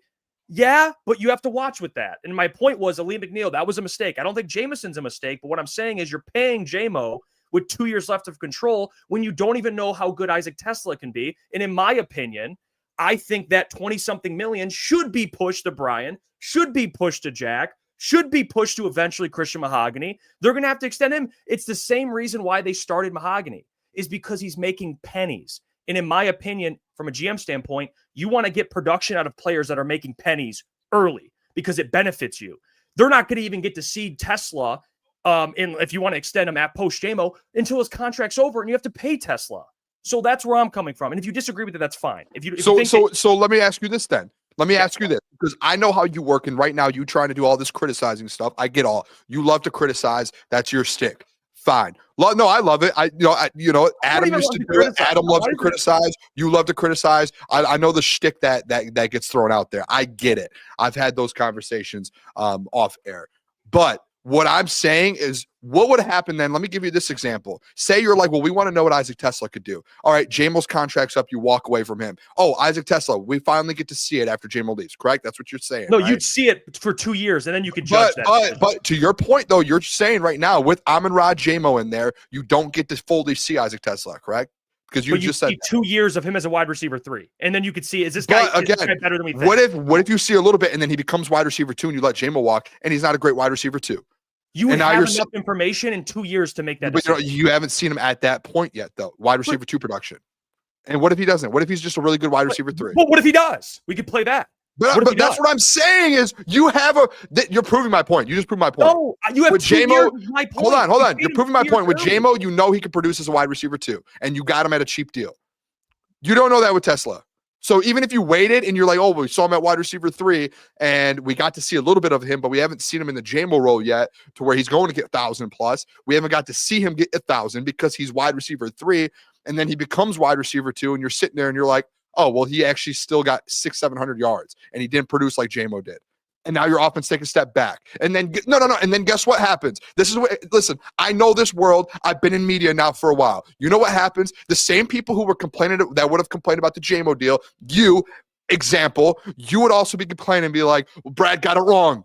Got it wrong. He should have paid Jamo. Yeah, I know how this world works. I know how you work. I know how the media works. The same people who constantly complain when something's not done their way, or if it is done their way, they're still going to complain about it if it doesn't work out. No, that's how this works. It is a miracle round of bad takes. That's what this is. You're Mr. Perfect. I'm not. I do it too. That's how I know. I know. That's how I know. Dude, you're in media. Like, shut that's up. How you're I in know. media. I'm seeing it because that's how I know. No, but to me, I think it's good. Like the Jamo deal, you got him at a cheap deal, and he's safe. Like you know what you're getting out of him. But you do. But it hurts. You know what he is. Signing others. Is it worth it? When we know Brad can draft wide receivers, like I love Jamo. I've defended him for years, but I'm just being real here. Dude, you are actually you're contradicting yourself, and I'm going to tell you why. Because you're saying you want to see that the fact you signed Jamo, that you're not going to be able to ever see Isaac in that wide receiver 2 role to know if he's good enough. No, but then at the same time, you want to let Jamo walk. and just let him take that over. No, It doesn't make sense. My point is wait to extend Jamo. You get to see Tesla for 2 years. Do you think Jamo's not at wide receiver too? Do you think? Allow me to finish. You might watch this. Do you think Jamo's going to play in every single game the next 2 years? What if he does? He won't. A. B. You'd get to see Tesla in that role multiple times probably. And then you get to see games where maybe he steps up and leads the team. And you get to see flashes in 2 years to be like, is this guy worth taking over for Jamo? They paid Jamo before Tesla played in a game. They paid him before Isaac played in a game. Pause the shtick for a second. 30 seconds. That was a joke. Don't get worked up. I'm joking. I'm like, what happens then if he isn't the guy, and then you got to pay Jamo $37 million a year? Well, I'm not paying Brad. Draft another one. We're not paying you. Oh yeah, now we just have Amon-Ra. We're just banking on another wide receiver to hopefully work as a rookie because you had to let Jamo walk, and Isaac Tesla isn't good enough. Boone, I still believe I would rather have Brian Branch. You think Jack Campbell's all pro linebacker over wide receiver 2? I'll take that every time. Like you think he'll be that good? Aiden Hutchinson's $45-50 million. So Jeff hates Jamo. I'm kidding. That was a joke. It's just like that guy. Like, I think here's the thing. Like, I just think they paid Jamo too early. That's my opinion. Like, I don't think Jamo's a bad player. I just think they paid him too early. I don't think the contract's a bad contract. You have to wait. I know it's a risk, but you have to because you just traded up to draft a wide receiver. You at least have to see if this dude is good or not. And in 2 games, I have confidence, maybe more than you, that he's going to be very good. He has 2 catches, dude. I think he's going to be good. Fine, you can think that. I think Isaac Tesla's going to be good, but like you just being like he's why do we pay Jamo? Isaac Tesla had 2 really cool catches is ridiculous. I like Isaac out Tesla. Of both sides of your mouth. Do you think he'll be good or not? What are you talking about? I think Tesla, based on training camp, based on what they say, based on what the 2 catches he's had, I think he's got a ton of potential. I do. If you want to be like, well, he can be good, but then also we don't know. He could be good. Pick one. You think he's going to be good or not? What are you talking about? Do you hear what you're saying? All right, let's end this because you're getting actually mad. You gotta relax, bro. You gotta take a step back. We are, but like I'm not. When you start saying you're talking out of both sides of your mouth, I'm not. I can think Isaac Tesla has a good future, but also be like, hey, I still would like to see it. He has 2 really good catches that unbelievable. I've been one of the ones that have been praising him out of training camp. He's looked good. I've been saying he needs to stop with this. Yes, like stop. I've said that he needs to get more reps with the ones, but based off of what he's done in training camp and 2 career catches. Do you hear yourself? 2 career catches. No, hold on. Stop. 2 career catches, and you're talking about a Jameson Williams who in 1 game had 2 catches for 108 yards and a touchdown. You're going to sit there and be like, shouldn't have paid Jamo. Isaac Tesla has a high ceiling. Like, yes, I agree he has a high ceiling to be good. I'm not going to sit there and be like he could already take over for Jameson Williams. No. Stop. That is it, dude. Like, what are you talking about? Talking about both. Don't sit there and say I'm talking. Don't sit there and say I'm talking out of both sides of my mouth when I'm actually being logical about it. And you're just mad because Dan or Brad signed him, and you're like, oh, we got Isaac Tesla, dude. What are you talking about? He signed him too early. Yeah, not too early. He's got a good deal out of it. Okay, we're done with this 4 years, conversation, 5 years dude. left on his deal. You're saying things you don't know what you're saying, man. Like talking out of both sides of your mouth. I'm your co-host. You're saying things I don't know. know. You're talking out of both sides of my mouth. I'm literally, if you're listening, dude, you can hear me. You listen. We both agree that Isaac Tesla's going to be okay. Well, I he has potential to be good. Okay, you think I'm going to go on a limb. I'm going to go out on a limb. I think he'll be very good. I liked Isaac Tesla. All right, call me crazy, whatever. 2 catches, the 2 catches really got you. Okay, so I'm not allowed to have. Okay, noted. So Booner says I can't say a player's. No, don't say I said something. I didn't say anything. So you're putting words in my mouth again. Can I say Isaac Tesla's going to be a good player? Yes or no? I'm asking you. You can say whatever you want. I think he can be a good player. The catches in training camp have looked good. Okay, my opinion. I think he's going to be very good. All right. Is that cool? Can I do that? Or is it 2 catches? I'm not allowed to say. Go ahead. All right. I still think it's 2 catches. But my point is when you trade up to draft a wide receiver with all that capital, obviously Brad loves him. You just won't ever see it because Jamo's was already extended. And I know Jamo's more proven. I get that. And people are like, this is why you pay early. I get there's a risk, but I would be willing to take that risk if I can get Isaac Tesla to be wide receiver 2 on a rookie deal and I can pay other guys. I would. And if you disagree, that's fine. Like Isaac's going to be wide receiver 3 for you for basically the next. If we had like a Mecca Ibuka who has 3 touchdowns and like 1,000,000 yards as a rookie through 2 weeks, I'd be like, okay, yeah. But guess what? Guess what the never role pay him. Mecca Ibuka stepped into, dude. Chris Godwin's out. He's played right away, and he stepped in. He's played like. Do you 10 think? snaps. Do you think Isaac Tesla off 2 catches is as good as a Mecca Ibuka? No, you're twisting my words. No, I'm not twisting. I'm asking. That was a question. I didn't say you said anything. That was a freaking question, dude. Answer the question. I'm not twisting any words. You need to open your ears. Listen, that was a question. Don't say twisting words. That was a question. Do you think that? No. I'm asking you a question. Do you think it? If you would have heard what I said, you wouldn't even be asking that question. What I'm saying is that's why I'm asking, because I didn't understand it. I'm not saying, I never said once he's a Mecca Ibuka. What I'm saying is a Mecca Ibuka had an opportunity to go for the Bucks and play right away. They know he's good. Tesla's played 10 snaps. Like we don't know. That's the point. We don't know because he hasn't. And you want to move on from Jamo without knowing? That's the point I'm trying to say, I didn't dude. say trade him now, Booner. I said you have. I know, but you're like wanting to not sign Jamo and be like, "Hey, we would take the 2." I get what you're. I get your why are you point. saying I want to get rid of Jamo Disagree. right now? You know I did not say that. What do you just said? You want to get rid of Jamo? I'm talking about at the end of his contract, bud. 2 years. Jeez, dude, Not you just now. keep throwing words into people's mouths, and then you get mad. Like, what's wrong with you, dude? 2 years. You paid Jamo early, in my opinion. Nuts. That's what happened. Like if You're so worried about. We're gonna see. Listen, we're gonna see how this. I don't want to hear if you guys got to stand on it. Now we're at a point now. Stand on it. If they can't re-sign players, I don't want to hear a peep out of any of you guys. If you love this deal, love it. No matter if you lose players or not. Just remember, Jeff says you have to. September 15th. If it means they lose Brian Branch. Or if your guy Jack. No, I have to. I don't want them to lose Brian Branch. I'm not going to sit here and be like, I'm happy with that.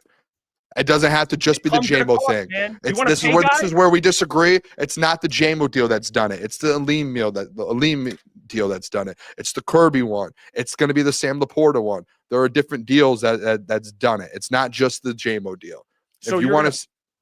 So paying. Honestly, it's the same freaking situation with defensive tackle that you should be complaining about with the Aleem contract, where they use a 1st-round draft pick to go get Tyleek Williams, the same player, literally the same player as Aleem McNeil. They're starters, like defensive. Yeah, but they're the exact same player. You can go get a nose tackle to go next to them. No, they're different. Listen, two defensive linemen over a wide receiver 2, in my opinion. I would rather have the defensive lineman. That's just me. But that's you though, but it's the same thing. Like you can't sit here and tell us we can't complain. Defensive line is higher than wide receiver 2. You can't say that you can't say we can't complain about the Brian Branch thing just because we don't agree with you on Jamo. That's ridiculous on your end. You guys love that. No. That's a ridiculous on your end because I could say I don't like the Aleem deal. No, you can hear it because I don't like the Aleem deal. But that's been. And then they drafted a 1st-round defensive tackle after signing Aleem as the 3rd highest defensive tackle. But that's that's even worse. Booner. Jamo's not a top 3 at wide receiver. Aleem's a top 3 defensive tackle paid wise. My point is wide receiver 2 is easier to replace than starting. I disagree. They literally just drafted Tyleek Williams, who's identical to Aleem McNeil. In my opinion, listen, this is where me and you are going to, I think Tyleek's going to end up being better than Aleem McNeil. And they just drafted him in the 1st round. And they paid him the 3rd highest paid defensive tackle money in the NFL. And they just drafted a player who has a higher ceiling. Of Tyleek. Yeah, I'm doing what you're doing right now. I'm saying you can do that. It's not bad. No, I'm doing what you're doing. Yeah, and I love it. By the way, I think you should be able to do that. Or that's you can fine. too. I just disagree. No, I learned today. I'm able to. I learned today. I thought that we can like Isaac Tesla and think he's going to be very good. All right, and Tyleek. Yeah. But guess what? Dude. Here's what I love about Tyleek. Guess what? 2 catches. Guess what? He's going to play a lot on his rookie deal. Tate Ratledge a lot on his. Oh wait. Deal. Isaac Tesla. But who just got extended this last year? What? Who just got extended in the last 12 months? Who? With the rookie deals that they just got. Who just got extended? Oh, Aleem McNeil. Oh, 3rd highest paid defensive tackle. No, interesting. But Tyleek is still going to play a lot. Isaac is going to be wide receiver 3 the next 4 years. We'll never know. He'll get 400. You wouldn't know in the next 2 years as well because Jamo was going to be here no matter what, dude. That's the point. But Like you at least- contradict yourself with that. I'm saying through the comment. next 4. I'm saying through his whole rookie deal. I'm not saying that like you would at least know. Okay, can this guy But play? you did say wide Jamo will probably miss some games, so you will know. Yeah, you'll have flashes. Yeah. Exactly, but you just said we will never know. Okay, I'm throwing you in circles you're right not. now. You're like, Have you ever now you're seen like, getting, dude? like, I'm running. childish. It's I'm like, running one of the greatest like triangle offenses, Phil Jackson, on you right now, Kobe and Shaq, and you don't know what's happening. Your brain is melting at the moment. You're not. I think we're just on 2 different planets right now. The thing with Exactly. I'm on a whole nother planet than you, bud. Sure. I don't know where you're going. I'm joking, dude. But I'm trying to get the mood back down. In the next 2 years, if Jamo misses a game and Tesla has 8 catches, 90-something yards, I'm gonna be like, here we go. Like, this guy's capable of doing something. He just won't be able to ever show it. Ever. And that sucks. Whatever. But you can disagree. It's fine. Okay. You can disagree. If you love the contract, fine. I would rather put the money out somewhere else. All right. Brad's going to have to make tough decisions. It's just the reality. Jesus Vision, appreciate the $2. He says, why give up 3 third rounds then, Boone? I don't know what that is. For Isaac Tesla. Yeah.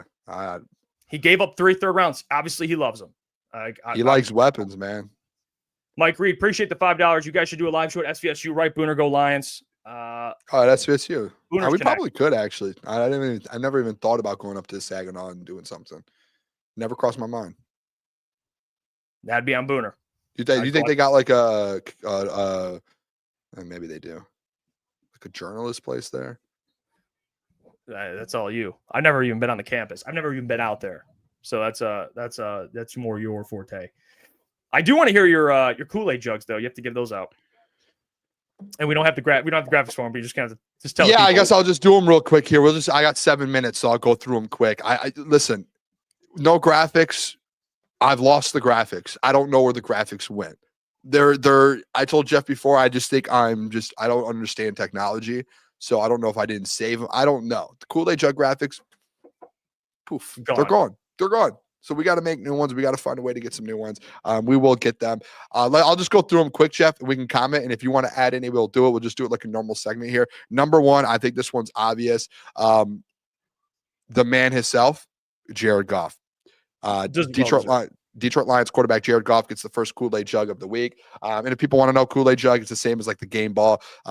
334 yards, 5 touchdowns, incredible. He actually didn't get a game ball after the game. Amon-Ra did.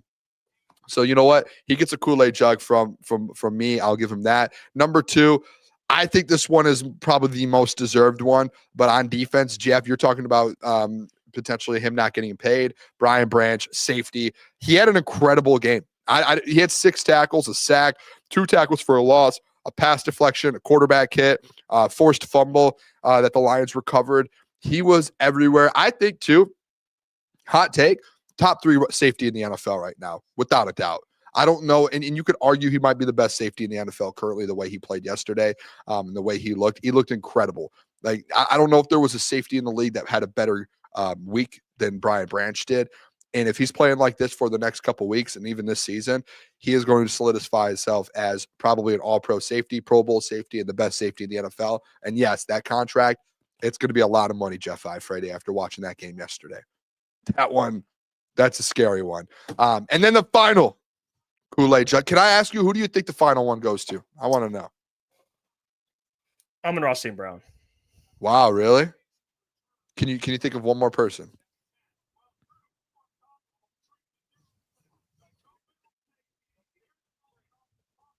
Offense or defense? I can't tell you. Jahmyr Gibbs?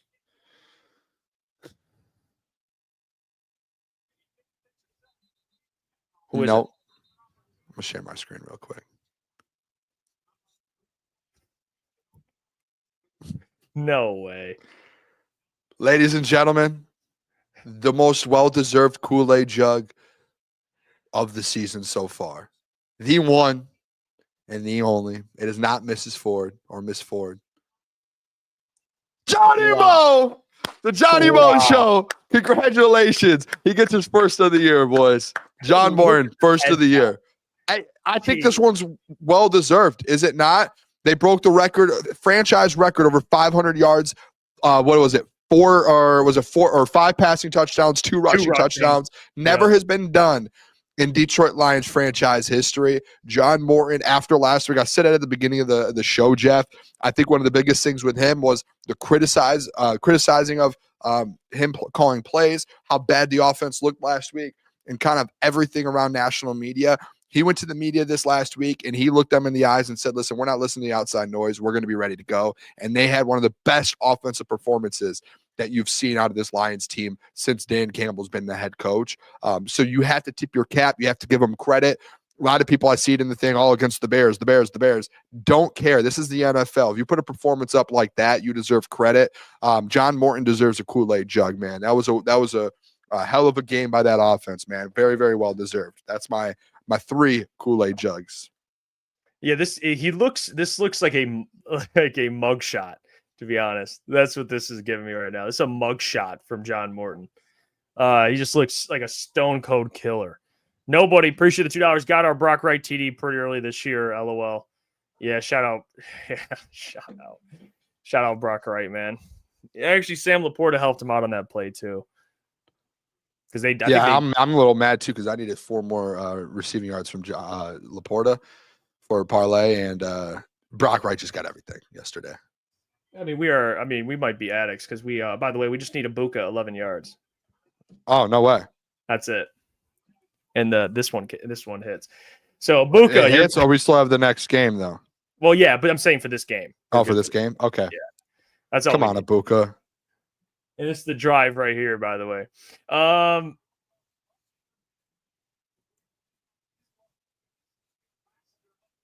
Kamari Lassiter, shout out, dude. Absolute. They're going down to try and they have to go down. Oh no, they don't. They're only up 1. Hey, but speaking of gambling, before we might just watch the rest of this game, the last 20 minutes of the show. Yeah. But the last before we do that, I need to tell you about our special friends. All right. Our special friends. Oh, by the way, get this off the screen here. Well, it's going to be on the screen anyway. And this is probably not ideal. We're probably going to get banned. But you know what? It's okay. I'm just going to tell you about our friends over at Sleeper. So allow me to do that. All right, and ignore the game in the background. If you want to watch it, great. Sleeper Fantasy, which you guys should be using and utilizing, of course. And it's a proud sponsor of Crunch Time Sports. It's a fantasy sports plus real money gaming app focused on bringing people together through sports and gaming. It's the fastest organic growing fantasy platform in the world with over 6 million active users in 2023 while earning some of the highest levels of engagement per user in the industry.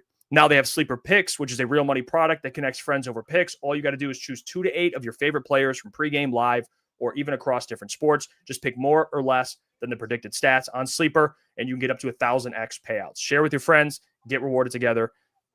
Shout out to Sleeper for sponsoring. We'll get that off the screen so we don't get banned. All right, appreciate that. Yeah, I think I'm screwed. I think I'm absolutely boned. So for what? Channel's done. Full screen with the game in the background, but it is what it is. I have to have this game on. It is what it is. Yeah, we need a Buka. Will Anderson. Well, you know what we need right now, right? He got doubled. Oh no, and then he got. Oh, what happens right now is exactly what we needed. The Texans. Oh, there's a flag. Never mind. The Texans just had an insane return, but there's a flag. I'm guessing the flag's on the return team. This is not good.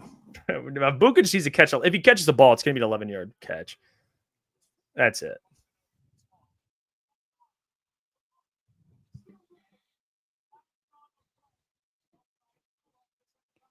Oh, wow. They just had a big. This is good. This is good because essentially what we need is the Texans to score here, take the lead, and then we need it to where.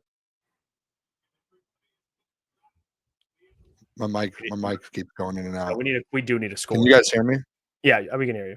So if they score here quick, and if the Bucks get the ball back with a minute left to win the game, to go down and win the game.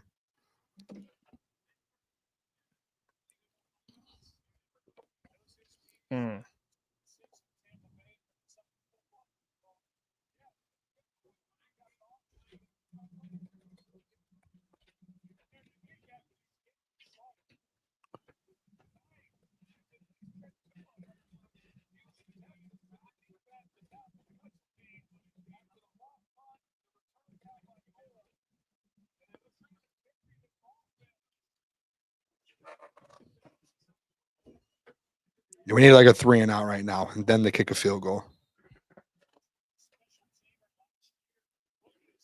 Honcho, Logan, he said, "Did you take the parlay I sent?" Yeah, the parlay is good. He said a parlay was actually a good one. It was two passing touchdowns from Baker, and then I did maybe I didn't put the right one in. I did 2 passing touchdowns for Baker, 2 passing touchdowns for Herbert, and 5 catches from Lad McConkey. So I'm on to the second game for that one. Oh, Yeah. he didn't send that one, Hodge. He didn't send that one. I didn't send that one. No, I didn't. He kept that one for himself. Boy. I have a couple on from tonight because I had some bonus bets and some different things from yesterday's game. Hey, Hodge, get your boy, man. He didn't send it over to the boys, man. Oh, Texans just scored a touchdown. Nick Chubb. I also took a touchdown parlay, Jeff. It was just all the running backs tonight to score a touchdown. I had a bonus bet. It was like a $10 bonus bet on DraftKings, and I just took all the running backs. I took Nick Chubb, Bucky Irvin.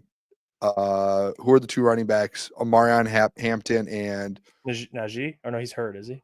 Ashton Gentry. We need Mbuka. Mbuka.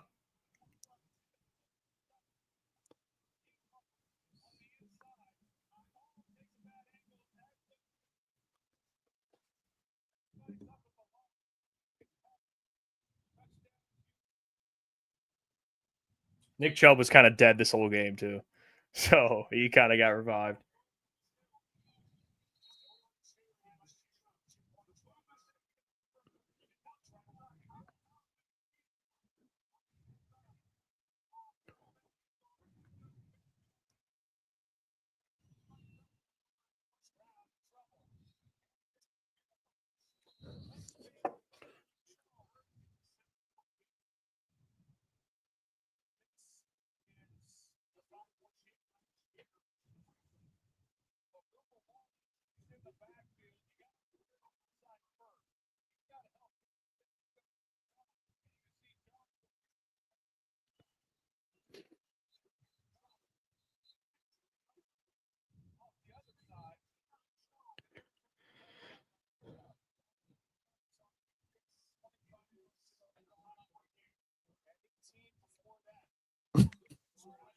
This is thrilling, huh?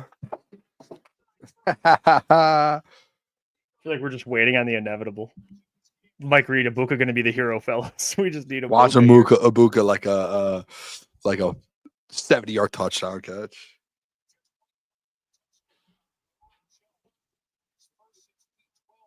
Yeah, we need 11 yards. This is a great game. I mean, the Tampa Bay Bucks, they've been a little shaky this year.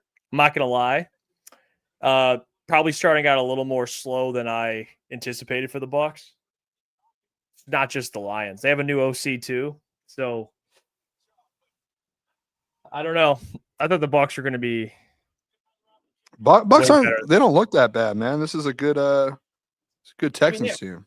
Yeah, but the week 1 against the Falcons, they battled late, man. Yeah, I don't think the Falcons are bad. I think those are the Falcons are like a lot of injuries too. Like they have no Wirfs, they have no Godwin. Yeah, but the Falcons are considered like a playoff team this year, and same are the Texans. So they essentially have 2 playoff matchups to open the season. You see your boy JJ, man? Yeah, he's out for 2 to 4 weeks too, man. Dude, he had a rough struggled outing, yesterday. Man. He did. I'm not even saying that. I'm just. No, I mean, I think it's a fact, dude. He did not look great. That was a tough one. Jared Goff. There he is, Monday night, baby. Wait, what? Jared Goff. Jared Goff. Yeah, he's on the screen. What are you watching? What broadcast? ESPN. You must be pretty far behind. Oh yeah, it just popped up. I thought you were watching like the Manning cast or something. He was on it. No, that'd be sick though. Huh? I was like, oh, dude, that's sick. The Vikings do have a good backup. T asked who's the vet backup. You know their backup, right?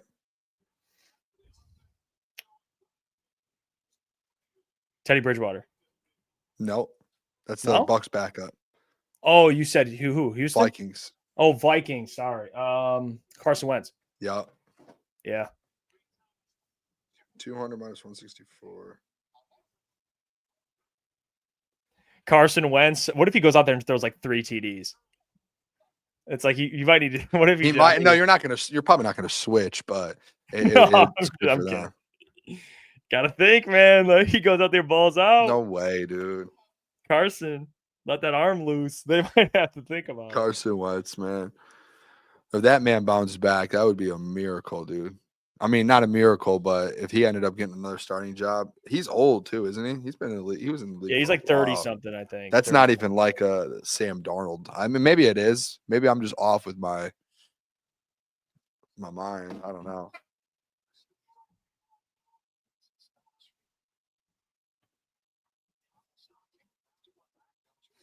He was like coaching. What was he coaching? North Dakota State, I think. I think he was like back. Quarterbacks or something? Yeah, I think he was just back working with them. Everyone's saying Deion Wentz. He was probably honestly just waiting for a job the whole time.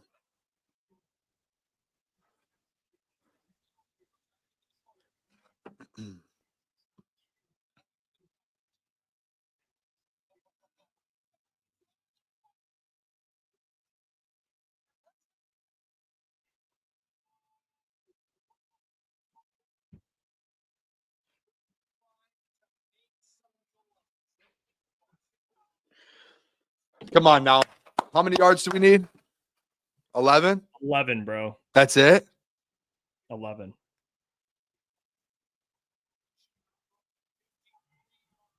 One catch.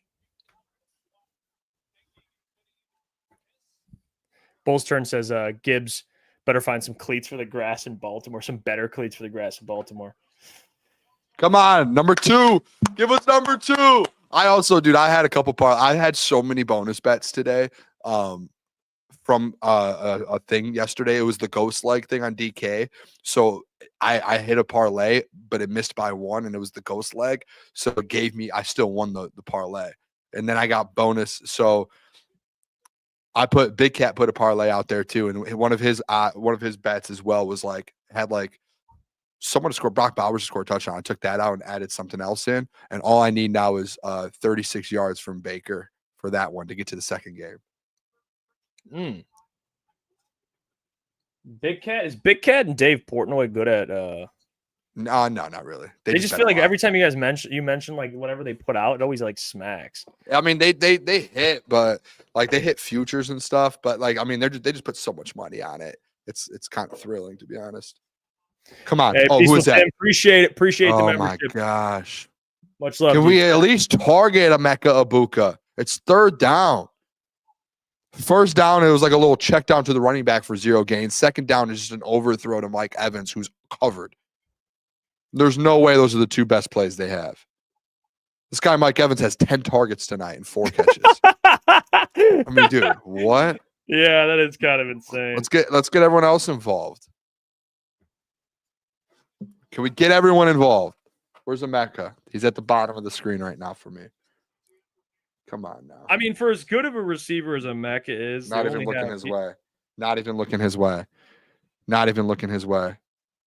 He dropped it! Emeka dropped it!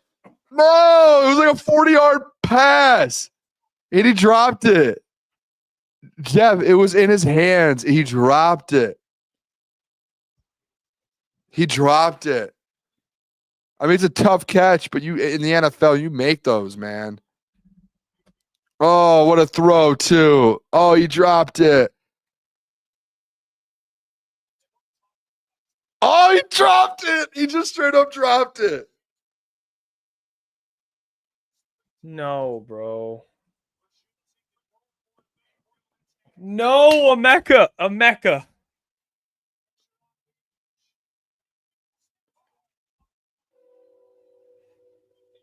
Got the first down. Okay, we got the first down. Baker rushed for a first down. It hit him in the hands, man. Dude, he dropped it. That would have been a touchdown, too. Hit him in the hands. That would have been a touchdown. That would have gotten literally, maybe it wouldn't have been a touchdown because he got hit, but.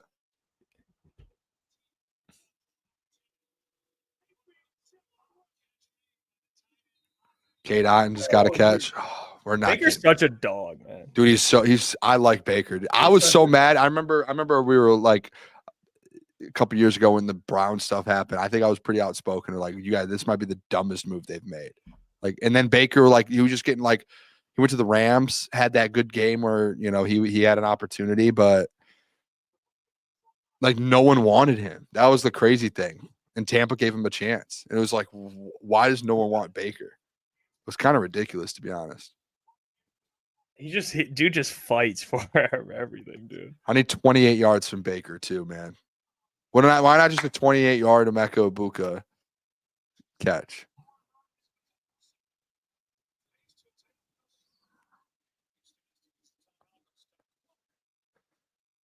Come on now. We should just stay live until the end of this game. Yeah, it's literally, I mean, there's 52. Oh my gosh, dude. I can't believe that drop. Dude, that would have been it too. We might not have another chance.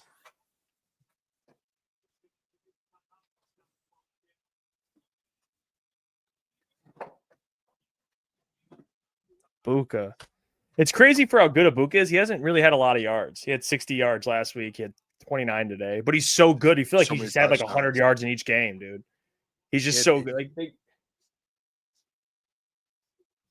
he just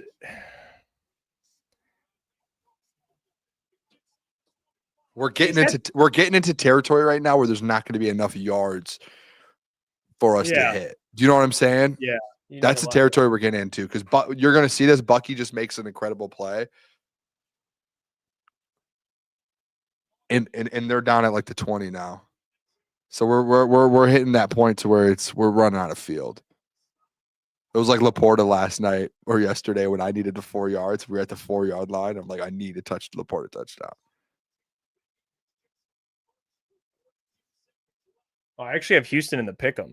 But they do like Mayfield has hit last week in the red zone. He hit Ibuka a couple times in the red zone. Like he does, he targets him at the end zone. That's been a target. He has 3 touchdowns. I think all 3 are in the red zone. Could be wrong, but where is he? He's in the slot.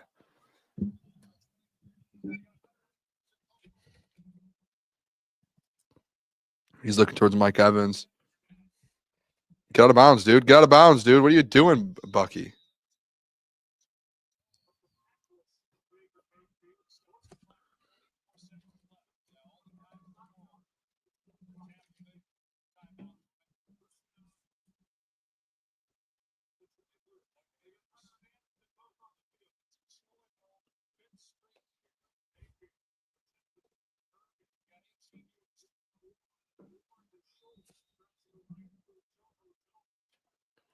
Damn, man. Come on. Fuck, Where's he at? They're at the bottom. It's over, Jeff. They just got to catch at the 7-yard line. Yeah. We can't get it now. That's heartbreaking. It doesn't get much worse than that. I need a Bucky Irvin touchdown. He's not even on the field. Fantasy purposes. He's not even on the field. Well, I got that parlay, Bucky. I have the parlay, the running back parlay. Bucky's not even on the field.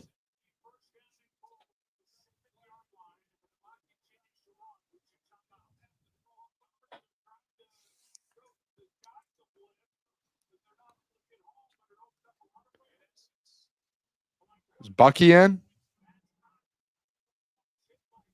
Damn.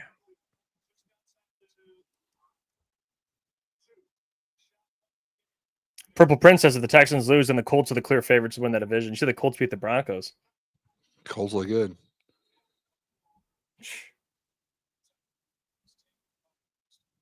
Get Bucky in the game.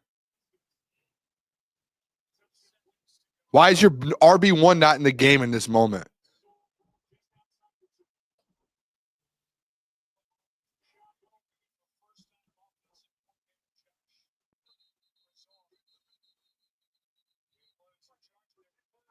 Why is Bucky not in the game?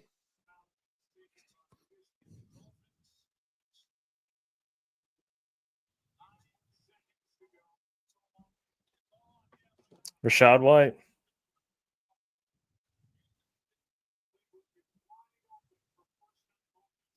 It's tough for the Texans, man. You start 0-2. That's brutal.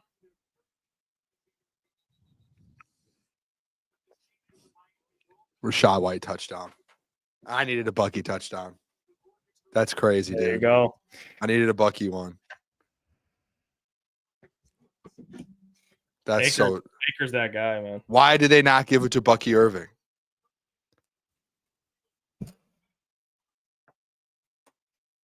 Bucky, yeah, it's kind of weird, actually, to be honest. Why is Rashad White getting goal line carries?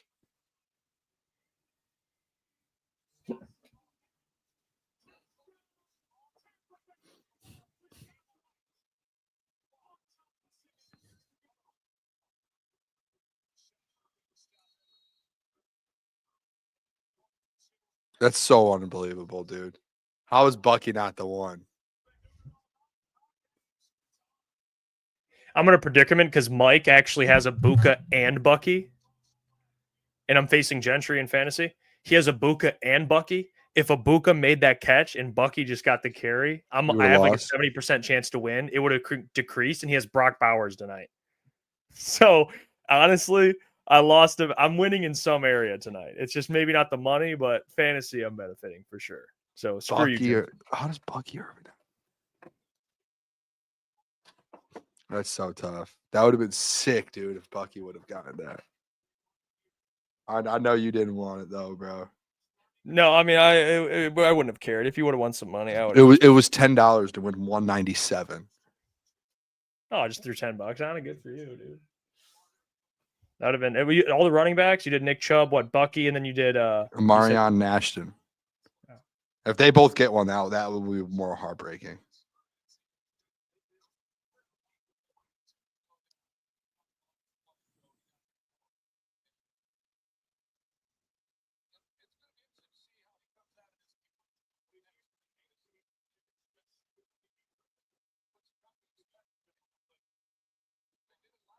There you go.